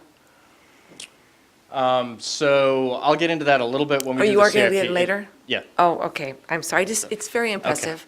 And then when you went to Phase 2, you said that the pedestrian and the bikes are going to be raised? You said that they're both going to be raised above the street? Is that what I understood that you just said? For phase. Right here, yeah, there's So phase. what happens actually by the time I you get see. to phase 2, when you get around and you're past the school and you're near the parking lot, you're actually level with the parking lot, so we don't need the retaining wall anymore. Okay. And there are actually a couple of options for that alignment, depending on how much money we're able to secure in the future. One of them would continue this same arrangement, other than that we wouldn't need a retaining wall. So you would basically have the sidewalk, which is 6 inches higher than the street, and then the bike path right next to it, and then there would be like a landscape strip, and then the parking lot. It would be just like the one on the bottom, Okay. except for without that retaining wall, because you don't have the elevation difference there. Okay, great. Thank you. Very good. I have a Other question. questions, Councilmember Webb? Julian, on that same slide there, the first part of, as you're heading, I guess, east on Doherty, there, along the access road, there's no parking. But once we hit closer to the four-way stop at the exit of their parking lot, Redwood High School's parking lot, there is parking. Will this take away parking spots from that back lot there that are adjacent to the fence? This project does not. There were a couple of iterations of the ultimate project that would have removed some parking, but those items are all in phase 2, or what would be in the future, and so there still hasn't been resolved. But this component of the project will not remove any parking, no. And also, in regards to that parking lot, it's my understanding that they're going to put solar panels over the parking lot, the east parking lot of Redwood High School. Would that, I assume those will be mostly all in the interior of their parking lot. That won't affect this project. Not that I know of. We have had a few meetings with both the school district and the high school and coordinated, and that's how we arrived with the reducing their access road to 12 feet. They have some improvements that they have planned, and so they looked at how both our phase 1 and our phase 2 would work with what they have planned as far as restriping the parking lot or whatever improvements they have in the line. And lastly, I've noticed in a lot of communities, the bike paths are now green. Yes. On the road surface. Are we doing anything like that? Where We haven't yet. So a few communities have started to do it and do it in what they call conflict zones, areas where you typically have vehicles and bicycles that cross each other. So when a bike lane goes through an intersection, it's not a standard yet. It's optional, and it's based on a traffic analysis of how visible that bike facility is to a motorist. On this location here, because this is off the road, it wouldn't be colored. But say it's more for a Class 2 bike where you've got the bike that's on the pavement right next to a car, and then you have a location where the bike and the car may Right. have to weave or cross one another. That's typically where they've been put in as of late. So I believe I saw them in the new Mill Valley, Miller, and you described it well because it's right near the high school and the Safeway and the Redwoods where I believe I saw it. But that is not a state law. That's more a preference? It's an option It's under an optional, under okay. the MUTCD. It's an option. And, you know, as we go towards complete streets and we start looking at all of the bike and ped facilities for all of our projects, that's something that gets evaluated as to whether we have a high visibility conflict zone that needs some sort of an enhancement. It's akin to, we have crosswalks and we've identified they need to be enhanced and we put the flashing I lights understand. up. It's that thing for a bike lane is you paint it green. Yeah, thank you. The other ones I've seen are when the bike path or the bike lane is almost in the lane of car traffic, sort of maybe going in the opposite direction of the cars, but in the lane of traffic, and that's Right. green. And that makes sense, that it's high visibility for impact zones. Huh. Other council member questions? Are there members of the public that would like to ask questions or make comments on this agenda item?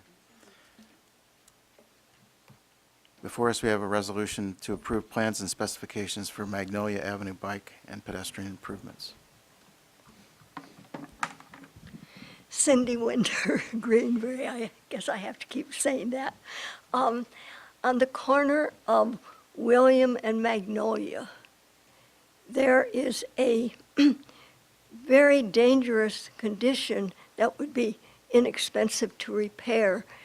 Pedestrians at one time apparently created a volunteer dirt path to create a kind of hypotenuse around that corner.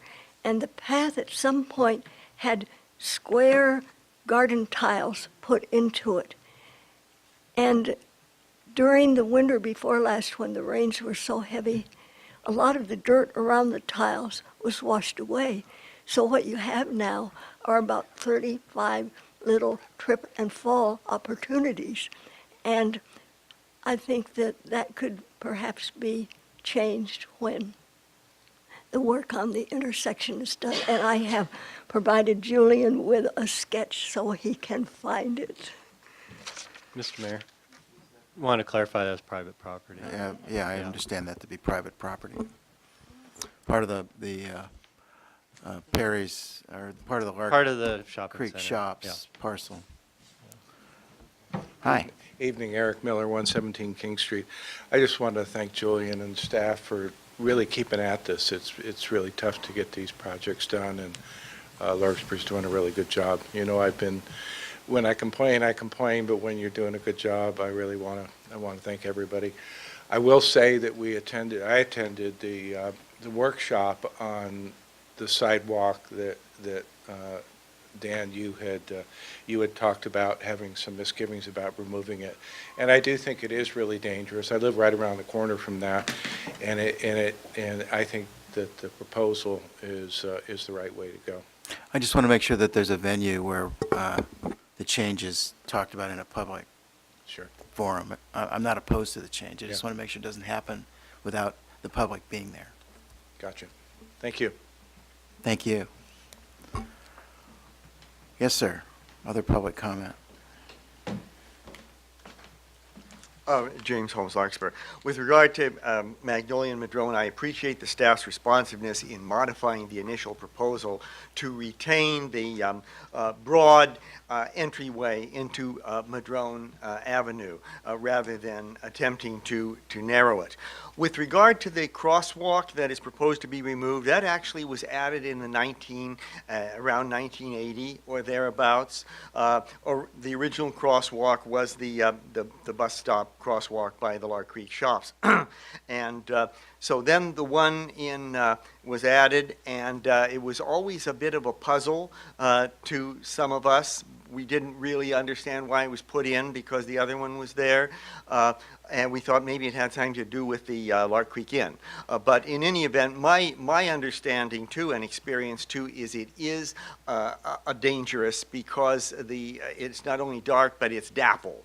And you've got the redwood, and with vehicles you've got redwood trees and you're looking in one direction, you've got cars on one side and redwood trees on the other, and you're looking over, you're going to turn, and it's very easy to start making that turn and find somebody is going across there.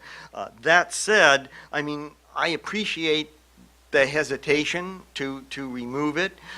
Historically, of course, the folks on the other side of Williams didn't really have any good crosswalk because nobody really used the crosswalk at William and Magnolia that is there now because there's no sidewalk there on one side of it. So people didn't cross the street and go through the weeds. So, I mean, as a practical matter, a lot of people did simply cross where the new crosswalk is proposed. And that new crosswalk is not perfect. I mean, it has some of the same shade that affects the other crosswalk. But in any event, I think it reflects what may be some of the existing practice. But there may be folks from the Heather Gardens, the other side of William, that do use this crosswalk that is proposed to be removed. And I will say it was my initial thought that the street should not be narrow, Madrone should not be narrowed, but that crosswalk should be retained, but that flashing light should be put up on the crosswalk with the existing sidewalk being where it was. So, I mean, that's another possibility if people are concerned about losing that sidewalk. But the important thing is I appreciate that the city is not attempting to narrow Madrone Avenue for both safety and aesthetic reasons. It should be kept wide. The one point I wanted to make with regard to this proposal is my guess is that walkers are not going to walk on the left-hand side. My guess is that walkers are going to walk on the right-hand side simply from force of habit and because they want to be as far away from traffic as possible and because of the long-standing habit, that the slower traffic goes to the right. So I suspect that there's going to be some issues regarding where people are walking versus where the bike path is. I don't know how that's not going to work out, but I feel pretty sure that that's going to be an issue. Thank you. Thank you for your comments.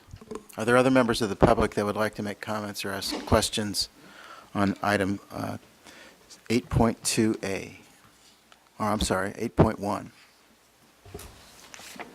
We have a resolution in front of the council. Who would like to start the discussion? Councilmember Chu? Yeah, I'd like to also thank staff for their efforts on this. I think they've done a really good job of trying to find different solutions that work. I would say, from my standpoint, they made the right decision for the right reason. And what we have really is an intersection that really can't be mitigated safely without having to put in a stoplight. And I believe what they've done, even if it's proposing the removal of a sidewalk or existing crosswalk and moving it merely 100 feet, is really not an imposition, and it would certainly make that intersection a lot safer for pedestrians. Well, we're going to find out. Yeah, but My observations are only that the existing walk was put in to memorialize where people jaywalked anyway. And we tried to make that safe, and now people have deemed that walkway is dangerous, so we're going to try it without it. And traffic headed southbound on Magnolia, once they hit the bus stop crosswalk, they hit the gas pedal because they think they're at the end. And so we'll see how well they anticipate the crosswalk at William, because the one that's there now, sometimes in the afternoons, it's a bit of a dodging speeding vehicles. yeah, I walked the southeast side of William actually the other night, and it was in the dark, and it's been a long time since I've walked that side, and only to realize, as it was pointed out, there's no sidewalk there. Right. So, to the extent that we always consider that that's the property owner's responsibility. I mean, if it's one of the things that we can encourage better use of that particular intersection as a result of removing the Madrone one, that maybe some discussion can go into future capital improvement plans. I trust the staff recommendation, so we'll let this take its course. I think it's very clever that you took the three projects and combined them into one. That's very, very wise of you, Julian. I agree. And staff, very I'll smart. entertain a motion. Great. I'll make that motion. So we have a motion to adopt a resolution approving plans and specifications for the Magnolia Avenue bicycle and pedestrian improvements. Second. All those in favor of the motion, say aye. Aye. Opposed? The motion carries And unanimously. that's Resolution 3318. Thank you very much.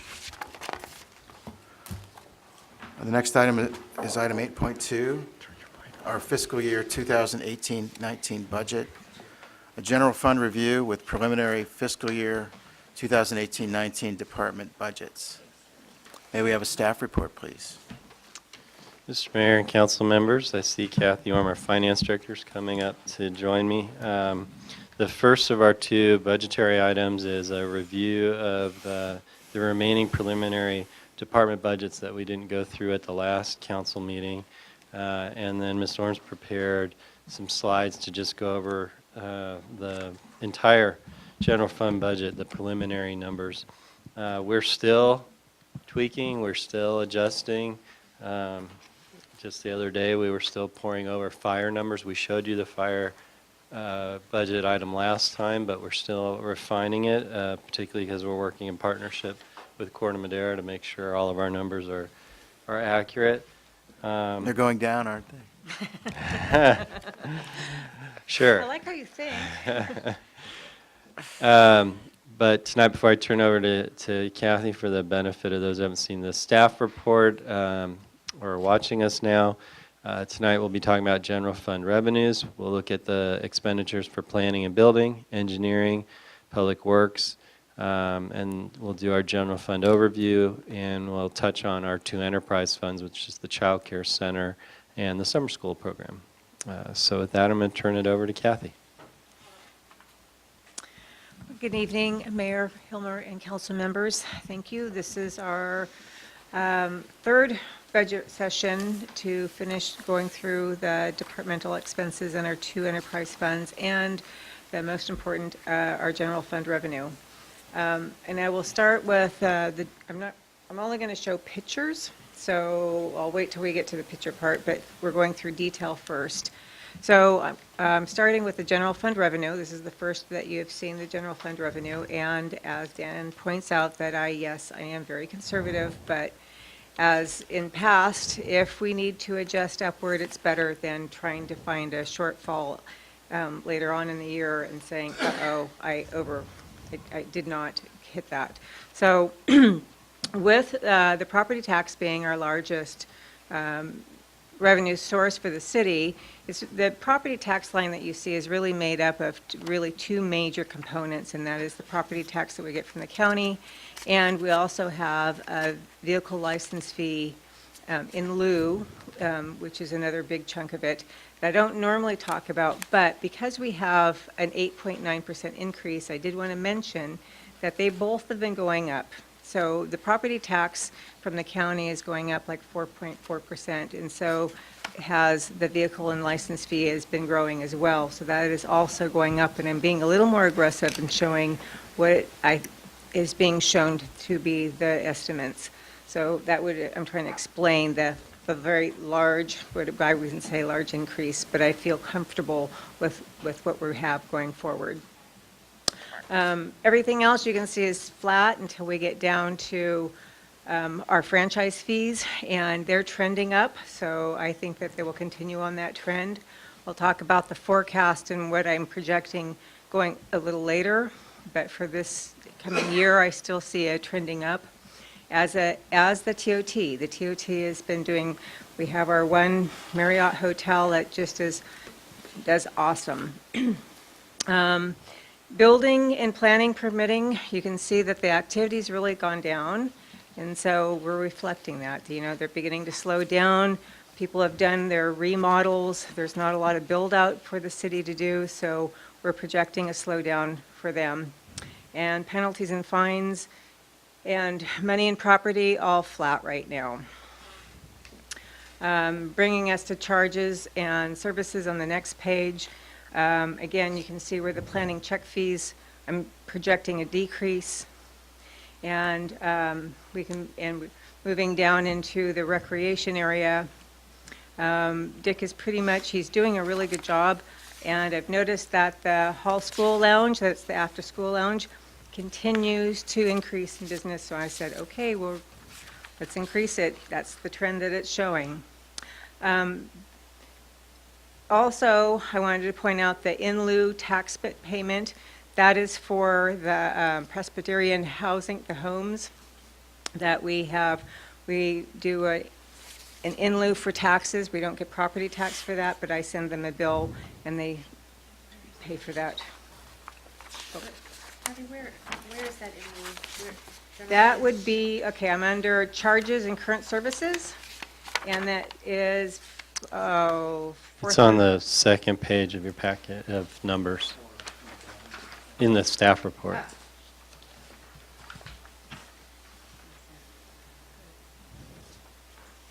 Find it? Yep. Okay. So every year I send out an invoice for them instead of property taxes, and so that will be going up 2% as prescribed by our agreement. Question? Okay. Other revenues, I'm going to point out that one of the make or breaks for our budget could be the mutual aid that we get from out-of-state areas for the fire department. I do not budget for that. I don't know what they're going to do. They don't know what they're going to do. The moment when we can go from, if you look historically, it can be anywhere from 100,000 to 700,000.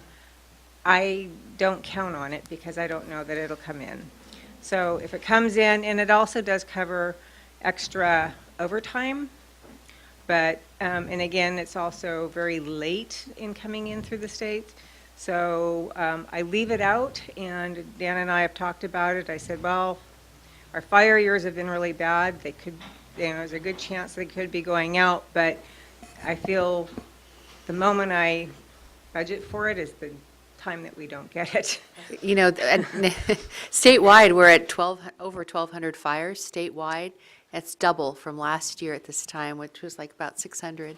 So we'll probably be out this summer a lot. They probably will be. And then, you know, come mid-year, we take a look, and if we need to adjust any of the numbers going up, I'd much rather do that Yeah. than say, you know, having to say, we're in trouble. That is pretty much it for the general fund right now. We have some of the general fund transfers that come in that we cover, gas tax that's covering the staff costs for streets, and some staff, most of it is like staff costs from other funds. With that said, we just have a few more departments to go through.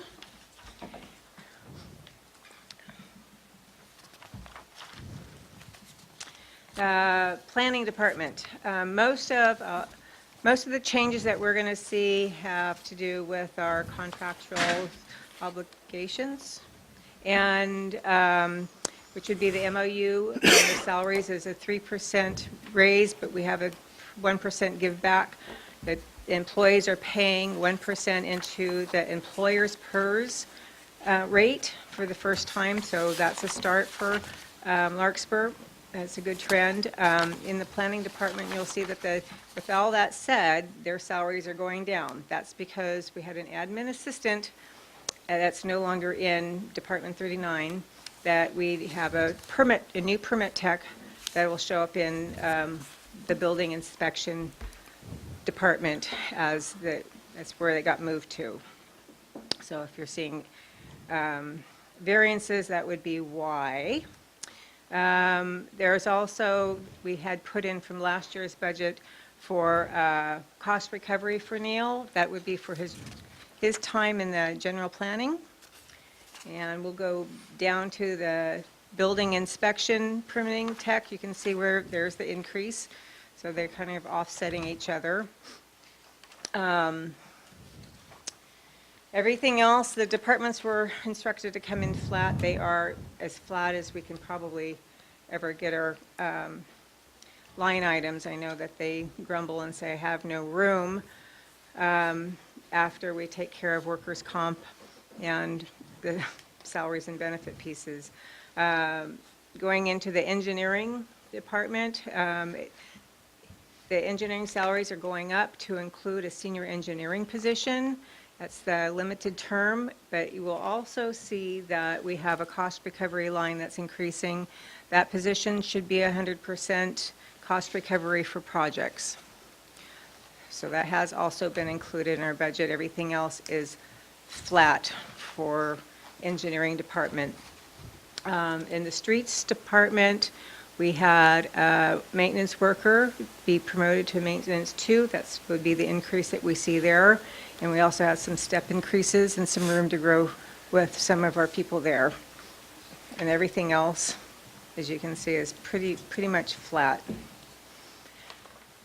And if there is any questions or any details you want on any of the line items, please let me know. I am kind of flying through them, but there's a lot more to cover tonight.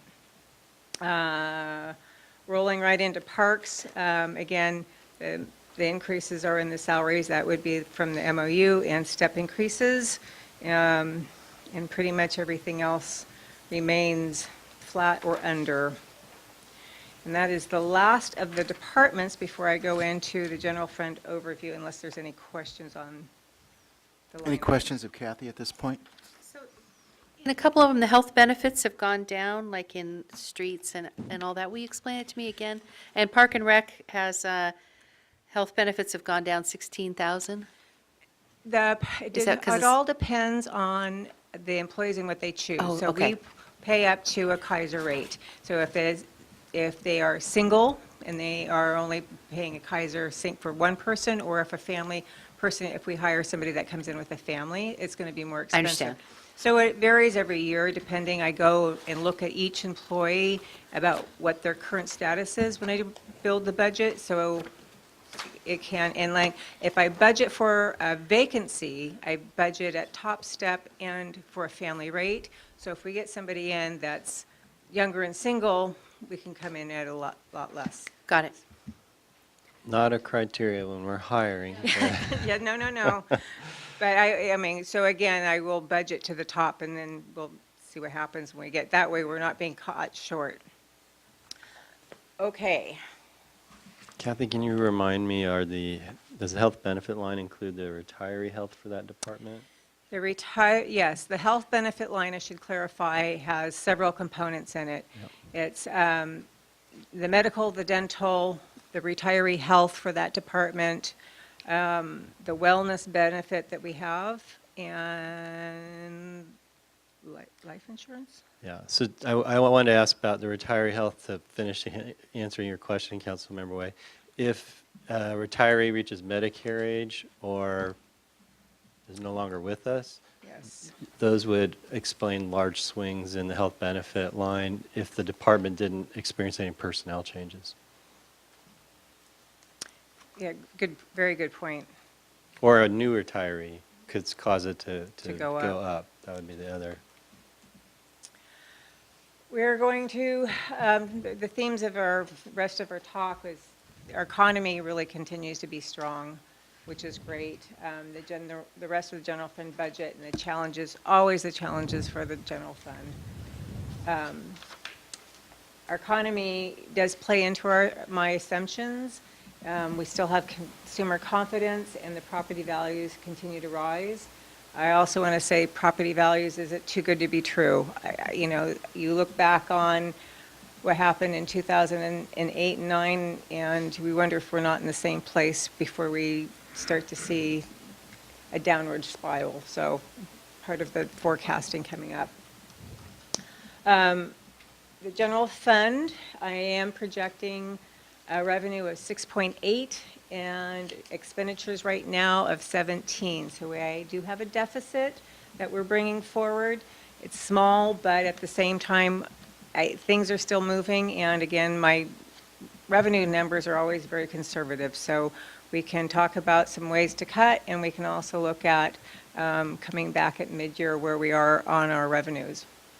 The expenditures do include the contractual obligations of our MOU, and the PERS, also the normal cost, that's percent of payroll, and our unfunded accrued liability, which is going up substantially, like about 20% this year. We also had created a new, we have a retiree in Park and Rec, and instead of, we are recruiting for not a half-time position, but a full-time position, so that was also included in our admin budget. The general fund revenues, as I had gone through, this is just kind of a snapshot picture of them, showing the property tax line going up, and the sales tax is keeping flat, and just some small adjustments going forward. I think we could have some room here. Snapshot of the general fund and where we look like. At the very, very bottom, we are coming with a deficit of 94,000. And again, numbers are still moving. The fire budget, and we'll come forth with the final at the end. The one piece I do want to point out is the very end of the expenditures, the side fund. This is something that should be talking about how, taking some reserves and paying off the side fund so the bridge fund can have enough cash flow. And then we would be not putting that through our budget and making that decision year after year, because we excluded it last year when we had a half of the year before. So I think at this time we have about 2.8 left to pay off. So to expand on Kathy's comments, as you know, we've been preaching the need to hold cash to manage our cash flow in light of the federal requirements with respect to the bridge grant, that we pay for everything up front and then get reimbursed. So we've been doing that, holding as much cash back as possible, and the city in general has had very strong revenues for the last few years.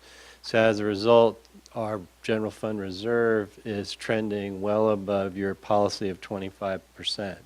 So what we expect to recommend to you at your next meeting is that rather than continuing this debate about whether or not we're paying the side fund in annual increments, we're going to propose that liquidity we've created and that flexibility for cash flow that we've created, we use it to pay off the bridge fund, and then the bridge fund will be fully restored to have the cash to manage the project. So in one respect, a bookkeeping exercise, but we also get to knock a liability off of the books by doing that. So we feel confident we can hit and still exceed the general fund reserve policy requirement of 25% and accomplish paying off the side fund and having all that money available for the bridge. So that's a big positive. Thank you very much.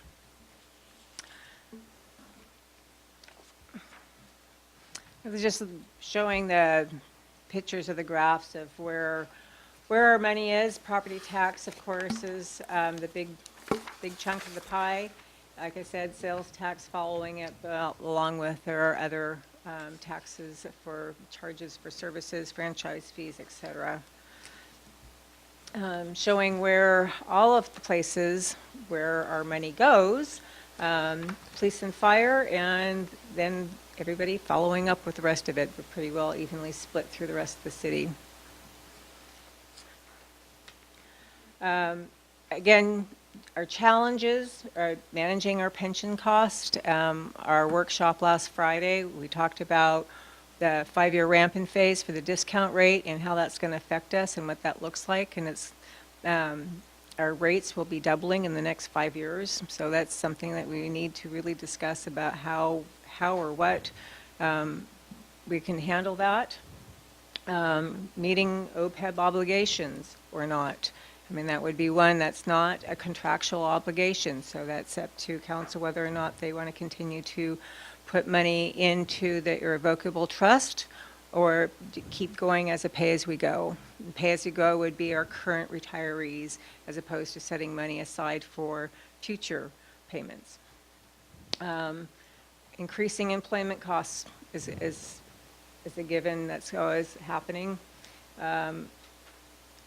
Infrastructure, we still have this building, we have the fire station building, we know that they need some help.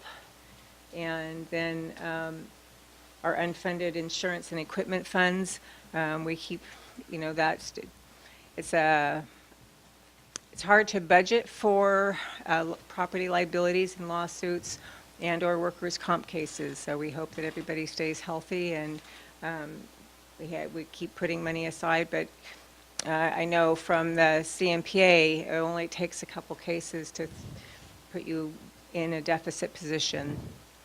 And then there's the repaying of the bridge fund, which would be, it's that side fund that Dan just talked about. So those are all challenges for the general fund. That's the end of the presentation, but I still have the forecast to go through. I didn't put it up on the slide because the numbers are way too small. And it doesn't make any sense to put it up in pictures. but it is in your packet. It's the green slides. It's pretty tiny. I have a general fund history and forecast. We're kind of gaining some history here from 2014 to forecasting out to 2023.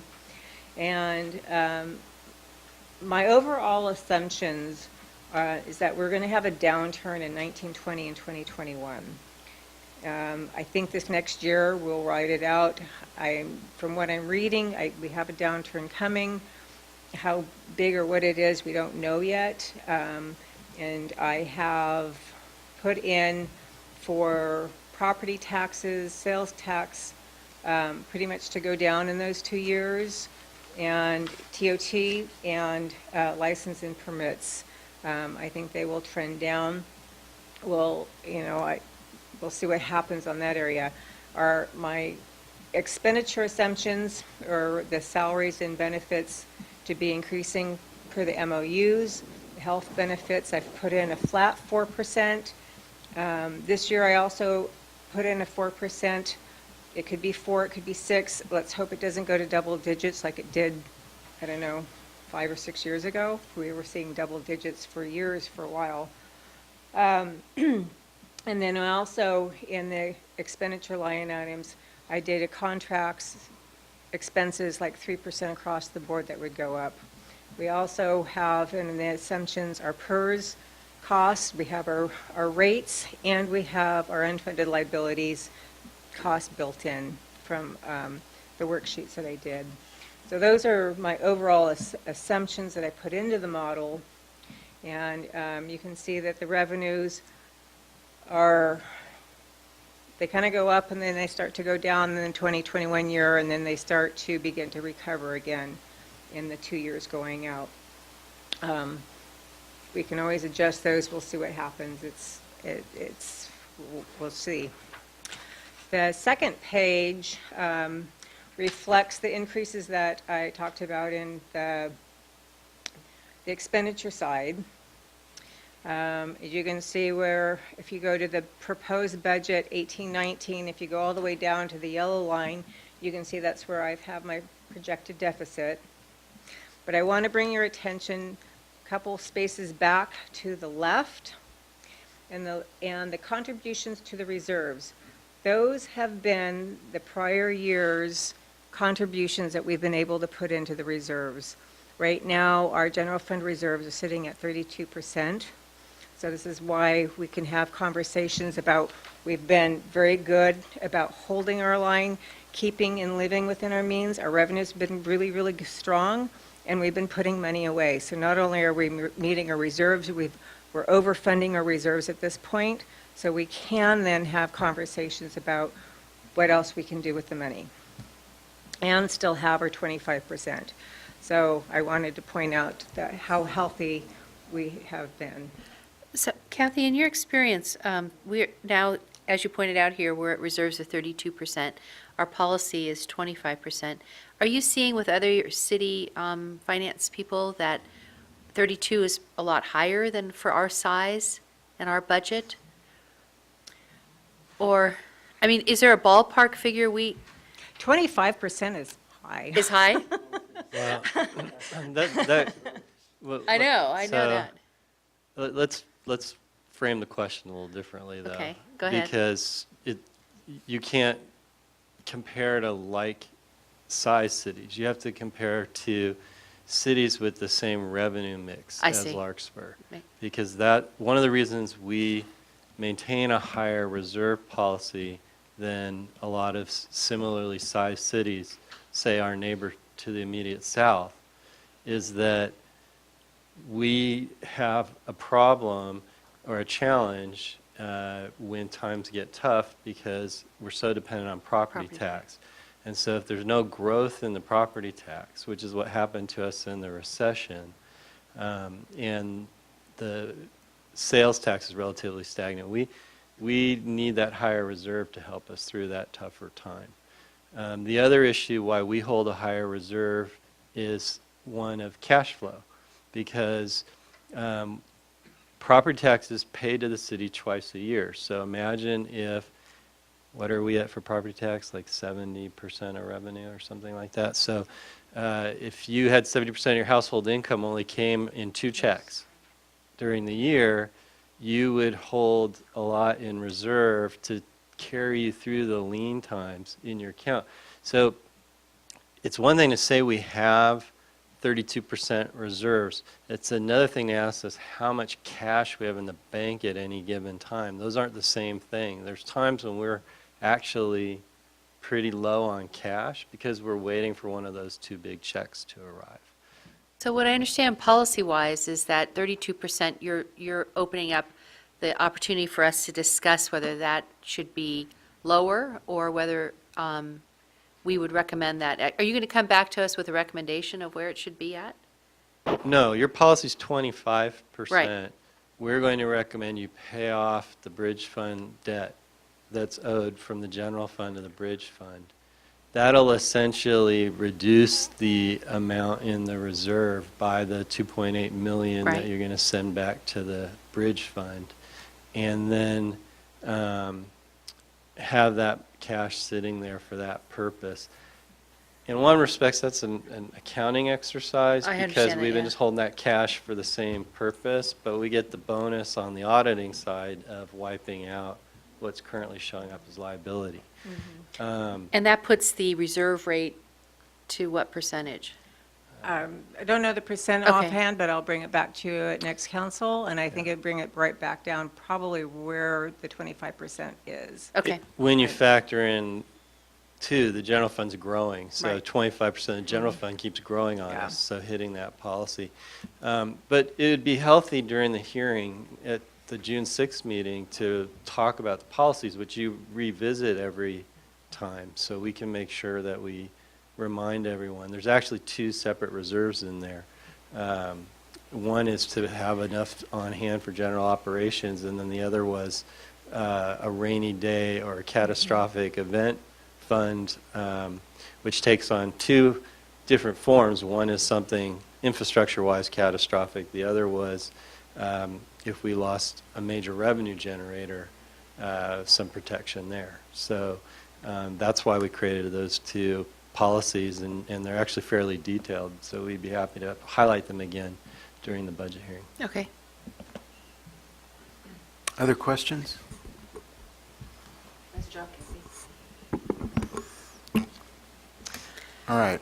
Kathy. We're just to receive your presentation this evening. Yep. Any Nothing to any further decide yet. discussion desired by staff of the council? No, I guess I realize one point we maybe should have made is, and may continue on Councilmember Way's questioning, if we were having these healthy years and we had not needed to hold so much cash for the bridge, then some of the same topics we're wrestling with about making payments into an OPEB trust and dealing with our CalPERS increases would be a different conversation. And so the next, if we can survive the downturn that Kathy and I think is coming at some point, and come out of it into another growth period, there's reason to be optimistic that we can start to wrestle with some of these problems, provided we, hold operations at a healthy, manageable level. The challenge is going to be getting through that tough period, and we have some challenging decisions to make. Keeping this 32% and moving on to it. 25. Yeah, but just in general, it's Yeah. it's going to be, when that downturn comes, it'll be tight. If we can get through it, this pattern is reason for some optimism.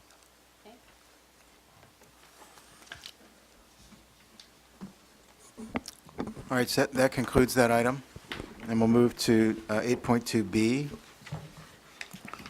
which is a workshop to review our proposed capital improvement program for fiscal year 2018-19. Just back to that last thing, would it be, it was before my time when these policies about having the reserve were put in, those 2 different ones.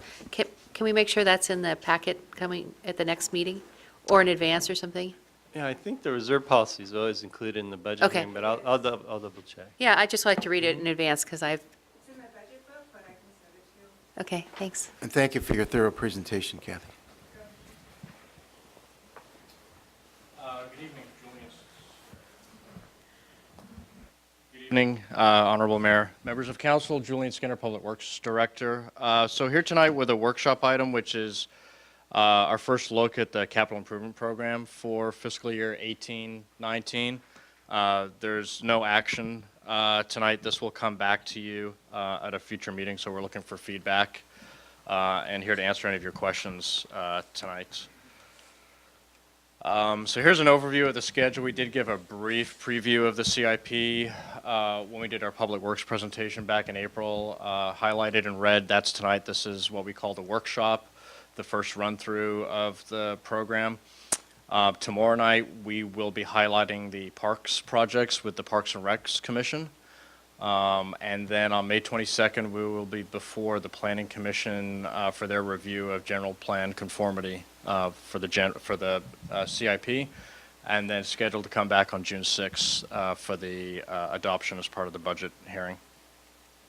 So this is a slide that kind of shows the infrastructure that we maintain and that we look at each year with when we're developing our CIP. Obviously, the top one is the pavement that we've had a lot of conversations about with the public and is going to make up a good bulk of the capital program moving forward.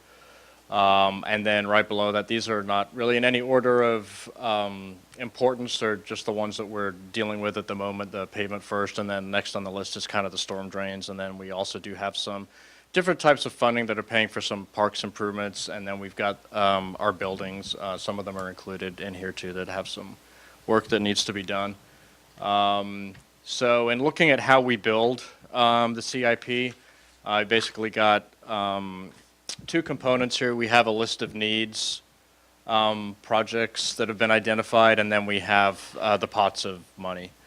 And so this next slide somewhat kind of shows that while there's lots of funding sources out there, they're not necessarily always matched to what our needs are. And so in talking to some of the condition studies, we obviously evaluate our streets every 2 years. They get rated, so we have a pretty good handle on what our needs are for our pavement condition. Bridges, some of them are reviewed by and inspected by Caltrans. Others that are not on the system, we inspect ourselves. And then parks, we did an action plan for the mini parks, and then we have some other planning docs like the bike and ped master plan that we've talked about that has a list of needs and projects in it. And then from time to time there are grant programs, call for projects that have very specific project components in them. And then sometimes we get surprises, emergency needs, or other things that are simply mandated like pollution control and ADA that make up components of our projects. Just to highlight some of the grants, HBP, so this is the big one. This is the sum total of what we're expecting from the Highway Bridge Program for Bon Air and the mitigation projects. That's $36 million. The next numbers are a little bit lower. TDA, that's the two projects you saw earlier. That's Transportation Development Act, primarily for bicycle and pedestrian improvements. That's a competitive grant. So we compete with all the other agencies in Marin County for portions of that funding, and we've got the grant the last 2 years, and that's paying for the improvements on Magnolia. Safe Pathways to Schools is through TAM. That was a few years ago. Hopefully there's another Safe Pathways grant coming out through TAM. That money is going towards the Doherty improvements in front of Redwood High School. PTAP is a small grant, but it's what lets us evaluate our streets every 2 years. So that's a grant we get from MTC where somebody comes in and inspects and rates all the pavements. Pavement Technical Assistance Program. And then the last is FEMA, which at the moment is a reimbursement. We're starting to see some of the checks come in for some of the storm expenses we had. We're also hoping that we will get some money from FEMA to do some permanent repairs at one of those slope locations. So every year the capital program is made up of some new projects that you're going to see for the first time. And then some carryover projects that have been in previous programs. We have a lot of carryover projects from previous years, and we only actually have 3 new projects that are proposed. So the new projects are highlighted on this slide, the ones that we've talked about before. Like I said, we're very pavement heavy with our capital program moving forward.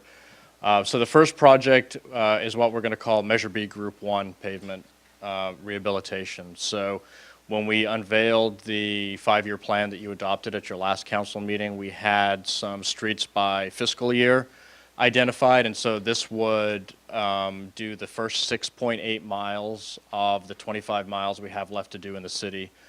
So this would be in next year's capital improvement program. The total funding for that project is the $4.9 million that you see there. And that's a combination of Measure B, which is proposed to pay for the physical improvements, so the asphalt in the ground will be paid for by Measure B, and then all of what we call the soft costs, which is the consultants and the staff time, gets paid by our other local transportation fund sources like gas tax and vehicle impact fees. So that's the first true paving project of Measure B, year one of the plan. So that would be in next year's capital program, which means that as of July 1st, we would start the work to design those improvements with the intent of paving those streets starting next spring and next summer, summer of 2019. So Julian, if it makes it to the ballot, the repeal of the gas tax in November, I Yes. guess we'll just have to pull back a little bit on the pavement process, I guess. We'll have to shift some of the money around because the SB1 money was allocated to the project that's actually you awarded a contract for tonight. So Yeah. we would have to move some money and replace that with VIF, and then some of that VIF would disappear. But we have been banking some of the VIF because we're going to have some significant needs to pay for the consultant time and the staff time to put out the Measure B project. So it's not going to hit us immediately, but in a few years, we would feel the effect of anything with SB1. We would have to find some other money to backfill it at some point. I was just going to chime in that the last Measure C project came in over bid, but we had strong revenues in Measure C. We've been talking about our sales tax been strong. And so Julian will be able to finish the Measure C work, drawing on some of that extra revenue. But I think we will still probably have some remaining money there that, if worse came to worse, could shore us up as well. So we have another pot. Yeah, I haven't seen any polling of whether it's looking favorable. I know that in Southern California, there's a lot of energy towards the repeal of SB1. Yeah, well, we won't go too far Yeah. afield, but the November ballot is going to be a huge discussion about taxes and quite a few measures. And Yes. we'll know the temperature of the electorate. Mhm. Okay, so the second project in here is also primarily Measure B funded, and this is the installation of the ADA curb ramps. Here you go. So as we discussed when we unveiled the Measure B plan, we propose to do as much of the concrete work as we can in the first year and all of the ADA ramps. For two reasons. One, we are required by law to put these ADA ramps in when we do the pavement rehabilitation on these streets. And whenever we combine the curb ramps with the paving projects, which we often do based on the size of our projects, it complicates the contractor's schedule because you can't pave and do concrete at the same time, and they end up jumping around and maybe not doing things as efficiently as they could. And so what we're trying to do with these big paving projects, if we're going to be paving 5 miles of streets a year, is make them as simple as possible. Have it so the contractor comes in and they're just paving streets and take these other complicated pieces of the work out. And so we're pulling all of the curb ramps for all 25 miles of streets and putting them into one contract up front. The other thing it'll do is it'll really help us with the economies of scale because we'll be dealing with 200 curb ramps and a contractor that can do them over the course of a year. They're not going to be pressed to having to finish these curb ramps on a certain day in a certain order because the paving machine's coming the next day. There are no ramp requirements in the Group 1 paving projects. So We've got time to look at these ramps, design them properly, get them out and get a good bid and get that piece of work undertaken, and then we'll be left with 4, I'm not going to say simple paving projects, but simpler paving projects without the ramps in them. And again, the funding source that we're proposing is the Measure B for the actual, in this case, concrete improvements, and then vehicle impact fees would pay for the staff and consultant time. And then a third project is one that we proposed when we were developing the 5-year plan, and we realized that some of the streets that were in really bad shape and that our crews had gone to multiple times this past winter to patch potholes were not going to be addressed until year 3 or 4 of the plan for various reasons. Some of them because of utility. We have to give them an opportunity to get in there first, and so and looking at the efforts that it's been taking our maintenance crews to fill those potholes over the years and the prospect of having to do that for another few years, we kind of looked at what it would cost to do something a little bit more extensive. Because when we do it on a temporary basis and our crews do it over the winter, they're using material that you buy in a bag that is way more expensive than asphalt. It's basically cold asphalt. But it's a lot more expensive, and it's a lot more labor-intensive to install, and it doesn't last as long. Whereas if we can put actual asphalt down on these streets and repair with some bigger patches some of the really bad potholed areas, we'll be using less expensive material. We'll be doing it in a more economical manner as far as labor force goes, and we'll be able to free up a lot of our labor force over the winter to address other things. So this is some pretty significant patching with traditional asphalt on some of those really poor streets that are going to get pushed out to the latter end of the 5-year plan. So those are the 3 new projects that have funding allocations proposed this year. The next, well, this is just a slide of the 5-year plan. Just as you recall, this is the plan you adopted at your last meeting, and so what we're talking about for that project 1 is the green streets. All of those streets in green are projected for the first year, and for the most part they're all either overlay or we're grinding a little bit of the street out and putting some back and overlaying. There are no reconstruct really bad streets in the first year. Some of these streets have some really bad sections and we'll have to do some dig outs and some repairs, but the worst streets get into the later years.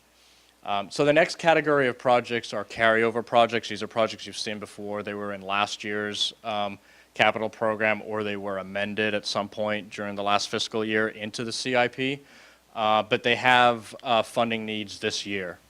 And so the one at the top is, with the biggest funding need, is the Bon Air Bridge replacement. And so we're funding this project by fiscal year. So even though we got a bid of $27 million, we're not putting it all in. In this fiscal year, it's projected as a 4-year project. And as you heard earlier, the contractor expects to mobilize on site next Wednesday, the 23rd. So if anybody wants more information on that project, we've been uploading documents to the project website, which is bonairbridge.com. It has a project fact sheet that goes over some of the history and some of the basics of the bridge and why we're replacing it. As well as what we're calling a construction phase 1A notice, which is a description of what the contractor is going to be doing pretty much during the first month of construction, and then we'll follow that up with a 1B later when he moves on to the next phase of work. So that project has had previous funding. So the columns that you see here, the one that's roughly in the middle is the proposed 18-19 funding. That's the money that you would be allocating with adoption of the CIP at the next meeting. You don't allocate the money for the future years, but this the bridge has an allocation of that $8 million that you see there for this fiscal year, and still has another $20 million to go in the coming years. The next one below that is the mitigation project. So these are the 5 individual projects that stemmed from the permitting process for the bridge. We're asking that they be funded this year. Those projects have already been designed to a certain point. Now that we have started the bridge project, we're going to be moving further along with those mitigation projects and hopefully getting them out to bid later this year. So they need to be funded in this year's CIP. And the mitigation projects, the same as the bridge, all of the construction costs, all of the staff time and the consultant costs for the construction are all paid at about 89% through the Highway Bridge program, federally funded. And then the city's responsible for the other 11%, which is going to come from the bridge fund. The next project on the list is, it's been on here for, well, the project number is 2011, so it's been on here for, 7-8 years. This is a citywide storm drain repairs that we have used to address minor storm drain issues throughout town, not big projects. It's also helping to fund the storm drain master plan. So the storm drain master plan, we're still working on it. It took a little bit of a backseat to the Measure B process, so it's not quite as far along as we'd like to, but we've done certain parts of it in parallel with the Measure B paving plan because we need to make sure we know what streets we need to dig up for storm drains before we pave them. So it's a work in process, but much like the previous years, we're proposing to add, in this case, about $131,000 of funding this year so that we can address some of those smaller storm drain issues and, again, get that storm drain master plan to completion this year. The next one is bike and pedestrian facilities that you've seen before. This is for minor improvements at intersections and along pathways. So things that are not part of a larger project. So for instance, we did some signal modifications at Doherty and Magnolia earlier this year that were a little bit beyond what would be normal operating costs. And so they were funded out of this project. And again, from time to time, we get requests for ADA ramps in certain locations that aren't associated with a paving project, and for access, we'll evaluate those installations. And so we're proposing to keep what we've been doing as an annual allocation of $36,250 into that project to help us do some of those minor projects. The next one is not an annual project, but it had feeder money of $25,000 to do some improvements on some public stairs. We went out to bid, and of course, the bid came in double what it was estimated at, so we're looking at another $25,000, and we're going to redo some prioritization on some. This is fixing some railings on some of our existing public stairs. We think the extra $25,000 will get us everything that's on that list. This is not building any new stairs. This is just for bringing some of the stairs up to code as far as ADA railings, and actually some places where railings are missing that really need to go in. The next one is a carryover project, but it only had some seed money last year to kick off kind of the project development phase, and that's Niven Park. So this is kind of our next, 2 years ago we did the playground at Piper Park, and so the next project, and this is what Parks and Rec will hear tomorrow, is we're proposing to do improvements to Niven Park, both to the playground and some ADA improvements, some picnic areas, and put some fencing up. It hasn't been fully scoped yet. There will be a public process with that, but that funding is proposed to come from the County Parks Measure A. And then the last one on here is a follow-up to the Doherty Bridge project. Like Bon Air, it had an environmental document that required some mitigation and some monitoring of the mitigation. And so it's a 5-year program where we have to go out and take a look at the plants that were planted as part of that mitigation to make sure they survive, and also get rid of some of the invasive weeds. And so, again, that's still funded. It's a mitigation that stemmed from the federally funded bridge, so it's still funded to that same 89% level from HBP. And then the bridge fund pays the remaining 11% of that, and that's estimated at $18,000 a year for that. The actual cost kind of fluctuates depending on how many plants we have to redo. So the next slide is just a highlight. That's obviously the Bon Air Bridge, and then a couple of slides of Niven Park. The next category are also carryover projects, but for these projects, we're not asking for any funding in the current fiscal year. And mainly because those projects we're anticipating will be complete for the most part, and they were already funded to appropriate levels before. Coeur d'Alene Storm Drain has been previously funded to almost $1 million. That one has not been awarded. That's much like Doherty. It's a project we've gone out with multiple times and have not been able to get a contractor to submit a bid and not withdraw his bid. that meets our budget. So we're going to do some rethinking on that project. This is to replace some storm drain that's failed between Villa La Paz and Corte Alejo. We had a plan to install storm drain on Villa La Paz, but the cost far exceeded the estimate.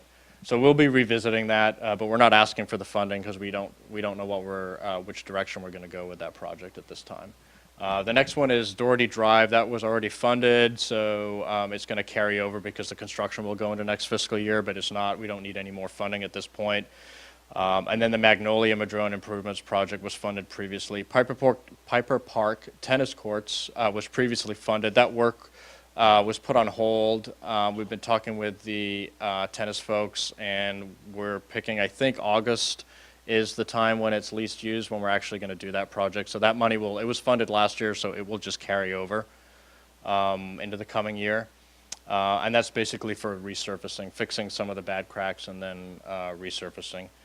And then local streets, so that's the project that was just awarded for this year's paving. So this is Riviera and some of the Palm Hill streets that were deferred from last year. Again, it was funded last year. You just added funding to it tonight with your award of contract. That funding will all carry over to next year, so it doesn't have any new funding proposed for next year. Access improvements to East Sir Francis Drake, that project is practically complete. I think there's about 6 items or so left on the punch list. So the next time you'll see that project, we'll be bringing the notice of completion to you. And that project won't need any new funding in the new fiscal year either. And then the other Magnolia project, Post Doherty, is the last project on here that grant came in last year, and so it was added into the CIP last year. And there's just a snapshot of the one on the left there is work on East Sir Francis Drake, and then again a snapshot of what the existing condition is on Doherty. And then I think this is the last category. So this is again carryover projects that will probably have some future funding needs, but we're not at the point yet where we can identify exactly what those needs are. And so the money that's in there will roll over in the CIP. But there will be future needs. And so one is the Magnolia Avenue ADA improvements. So we have a consultant working on the downtown core to identify, catalog all of the ADA deficiencies and come up with some concepts for how we may mitigate those. We've only funded it to this point to do the preliminary engineering and analysis and some public outreach and come up with some concepts. There's obviously going to be a cost of doing those improvements. That has not been funded yet. So. But we're not at that point. We don't know what that is yet. So the project carries over. It'll be in a future CIP where we will come back with a request for that funding.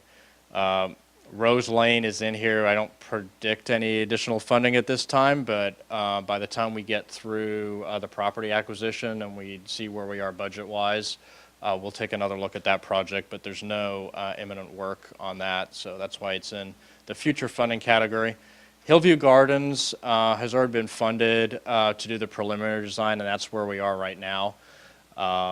We will be moving forward with some concepts for what the storm drains and that subdivision could look like. Once we get through that process, part of that exercise is actually doing the cost estimates for the physical improvements.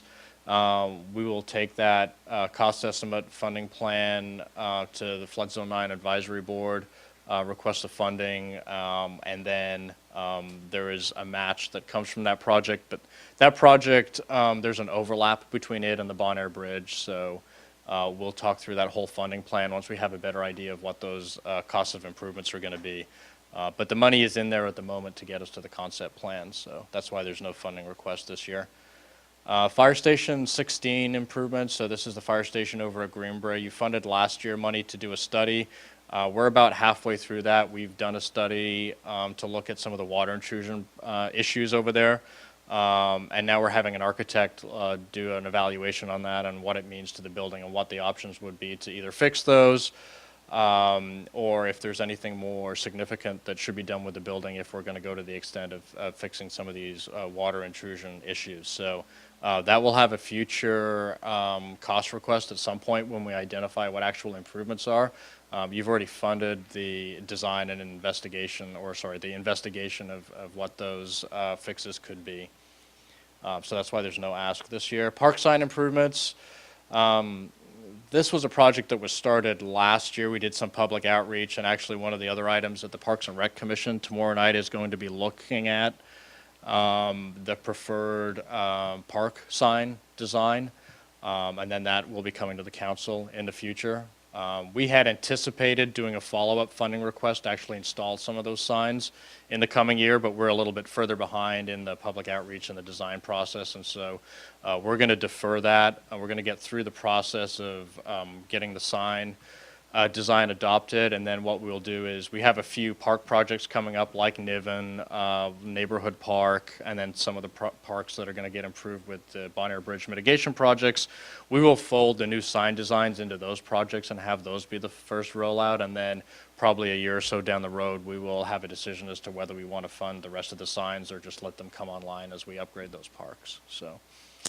The volleyball, so this was a victim of the amount of funding that we have. When we looked at the amount of Measure A Parks funding that comes in and what we need to do to Niven, we don't think we have enough money to do the other volleyball court and do Niven. And so again, this will be a conversation with Parks and Rec tomorrow night to get their recommendation on the priorities that we've set for these projects. So it had some seed money to do some upfront to see, work with, I believe there was some private money that was also donated towards this project that can pay for some of the project development, some of the design that would need to occur before the actual construction, but none of the construction is funded to date. The next one is Doherty Drive Rule 20A undergrounding, which has been funded to date for the preliminary engineering. This is a project that's driven by PG&E's timeline. So we're in their queue. They're working on the engineering design for this is undergrounding all of the remaining overhead electrical systems on Doherty Drive. So there's some over by Redwood High School, and then there's also some up from the police station up to the tennis club. There's also overhead. So this project would underground all of those in new conduits in the street. And there will be a future funding request when it comes time to do the construction, when we have a better estimate on what that will be. The bulk of these project costs come from the PG&E Rule 20A set-aside that are credits that we get each year that we build up, and then when we have enough, we can do a project. There's a limited amount of gas tax that was already programmed into this for staff time to support this effort. But the design money's already been programmed, so we're not asking for any money at this time, but there will be a future request to pay for the actual infrastructure. And then the last is Via La Cumbre slide repair. So this was one of the projects that we added mid-year to the CIP last year to fund doing the design for what the ultimate repair would be for that slide that's in the median halfway up Via La Cumbre. And we have a rough estimate now as part of the design that they're doing. They'll be providing us with a cost estimate, so we'll have a better idea what the construction cost is. We have $500,000 in there as a placeholder based on a preliminary estimate. And again, this is a project that we have submitted an application to FEMA for funding. It was initially rejected by FEMA, and we filed an appeal, and we're still waiting to hear back on that appeal as to whether we're going to get that funding or not for that project. So, Julian, can I ask you a question? Several iterations back of the CIP, Station 15, Fire Station 15, seismic and other things, and then this building, seismic and other Yes. things were included, and it's not in here, and I was curious as to why. So what you don't see in here and what was part of the CIP last year, but it was kind of a back page, is what we're calling unfunded projects. All of these projects that are listed here have had some seed funding at some point or kind of Future in funding, progress. There is a grant program that we've been looking into for seismic retrofitting of these buildings. And we can provide a little bit more information on that when we come back with the budget hearing, when you'll actually see the slide on the unfunded projects. And then there are other improvements that were started at the fire station. We obviously have some windows that we purchased that we didn't install. That'll be part of a conversation moving on as to what we really want to do with that project. One of the issues was when we opened up this building, we ended up spending Right. 3 times more than we initially thought. There are things that you get into, and we're not sure we're ready for that undertaking at this time. which is why it's not proposed in this year's budget. So I understand that. So these are partially funded already, carryover projects? Correct. So maybe, I know, it would be helpful for me if we had sort of the ones that have not had any funding put towards them. So I just keep them Okay. fresh in my mind. Thanks. I just wanted to chime in too that Julian has been looking hard at the state seismic grant program that we've often counted on. And with current dollars and the way the program's administered, the amount of money the city will have to spend to take each one of those dollars is considerably higher than we had understood in the past. So it may prove not to be the best source of money for us. Barry? Just real quick on that second item for Rose Lane, does that include the land acquisition cost? It does, yes. Okay, thank you. Vice Mayor Morrison has a question. No, I said good question. Oh, So here's a summary of the funding. So if you add up all the projects that are currently in the CIP, there's about $59 million worth of projects there. You've previously allocated close to $17 million for those projects. About $9 million of that is being carried forward to the current fiscal year. And your actual allocation, if you were to adopt the CIP as is proposed here, you would be allocating that $18.684 million towards this year's capital program. And then with the projects that have been identified here through the 5-year CIP, you would be allocating another $23.6 million to finish out those projects. And then here's a breakdown of that $18 million for this year, starting at the top with the parks, primarily County Measure A, Parks Measure A, $115,000. Bridge Fund 1.32, which is going towards the bridge and the mitigation projects. $161,250 of gas tax. And then Measure B, $5.75 million, and then just over $1 million of vehicle impact fees. Local roads, that's TAM's Measure A, $131,000, and the big one is the grants, which is the highway bridge program. So this is actually a 5-year CIP, even though you only allocate money for the coming fiscal year. Every year we do this, we try to project out 5 years. At the moment, we've just got projects and X's to show the year of activity. What we'll do by the time this is adopted is we'll have projected figures in there so you can see the numbers in the out years. But this, the 5-year plan is formatted in the same order. So it's got the new projects and then the carryover projects with new funding. So all the projects that you see at the top are the projects that have funding allocations this year. And then you get down to the second red line that says, with no 18-19 funding, once you get beyond that line and below, those are just projects that are in the CIP, but you're not adding any money to them this year. And then you get down to the bottom. So this is another category that I didn't talk about. This is not unfunded. This is projects that we know that are coming within the 5 years, but there's no funding allocation for them yet. So what we're talking about here is Group 2, 3, and 4 of the Measure B program. So we know we've got another 3 years potentially of paving programs. So they'll be slotted into years 2, 3, and 4 of this 5-year plan. And then the next park, based on previous conversations with the Parks and Rec Commission that we would be looking at after Niven, is Greenbrae School Park. So again, no action this year, but it's included in the 5-year plan so that by the time we get to the budget next year, folks will have already heard that Greenbrae School Park would be the next one on our list. And again, we'll be getting feedback from Parks and Rec tomorrow on if that's still the order of preference.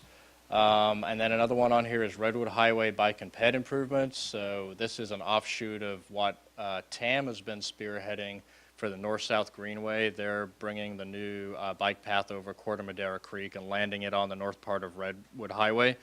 And then we're going to partner with them to do a project on Redwood Highway from that point down to the pedestrian overcrossing.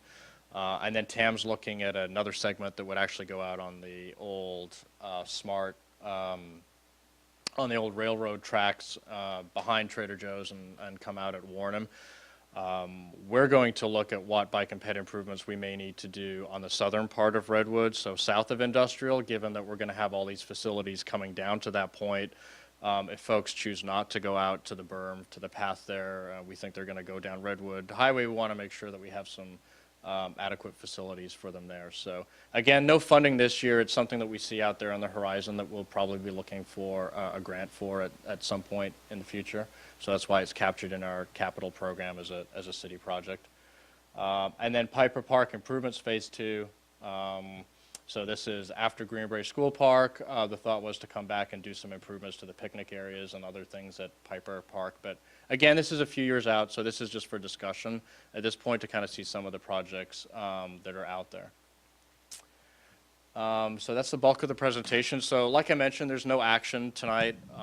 Adoption is scheduled for to go along with the operating budget hearing June 6th, but we're here for any questions or to take feedback on what we've proposed.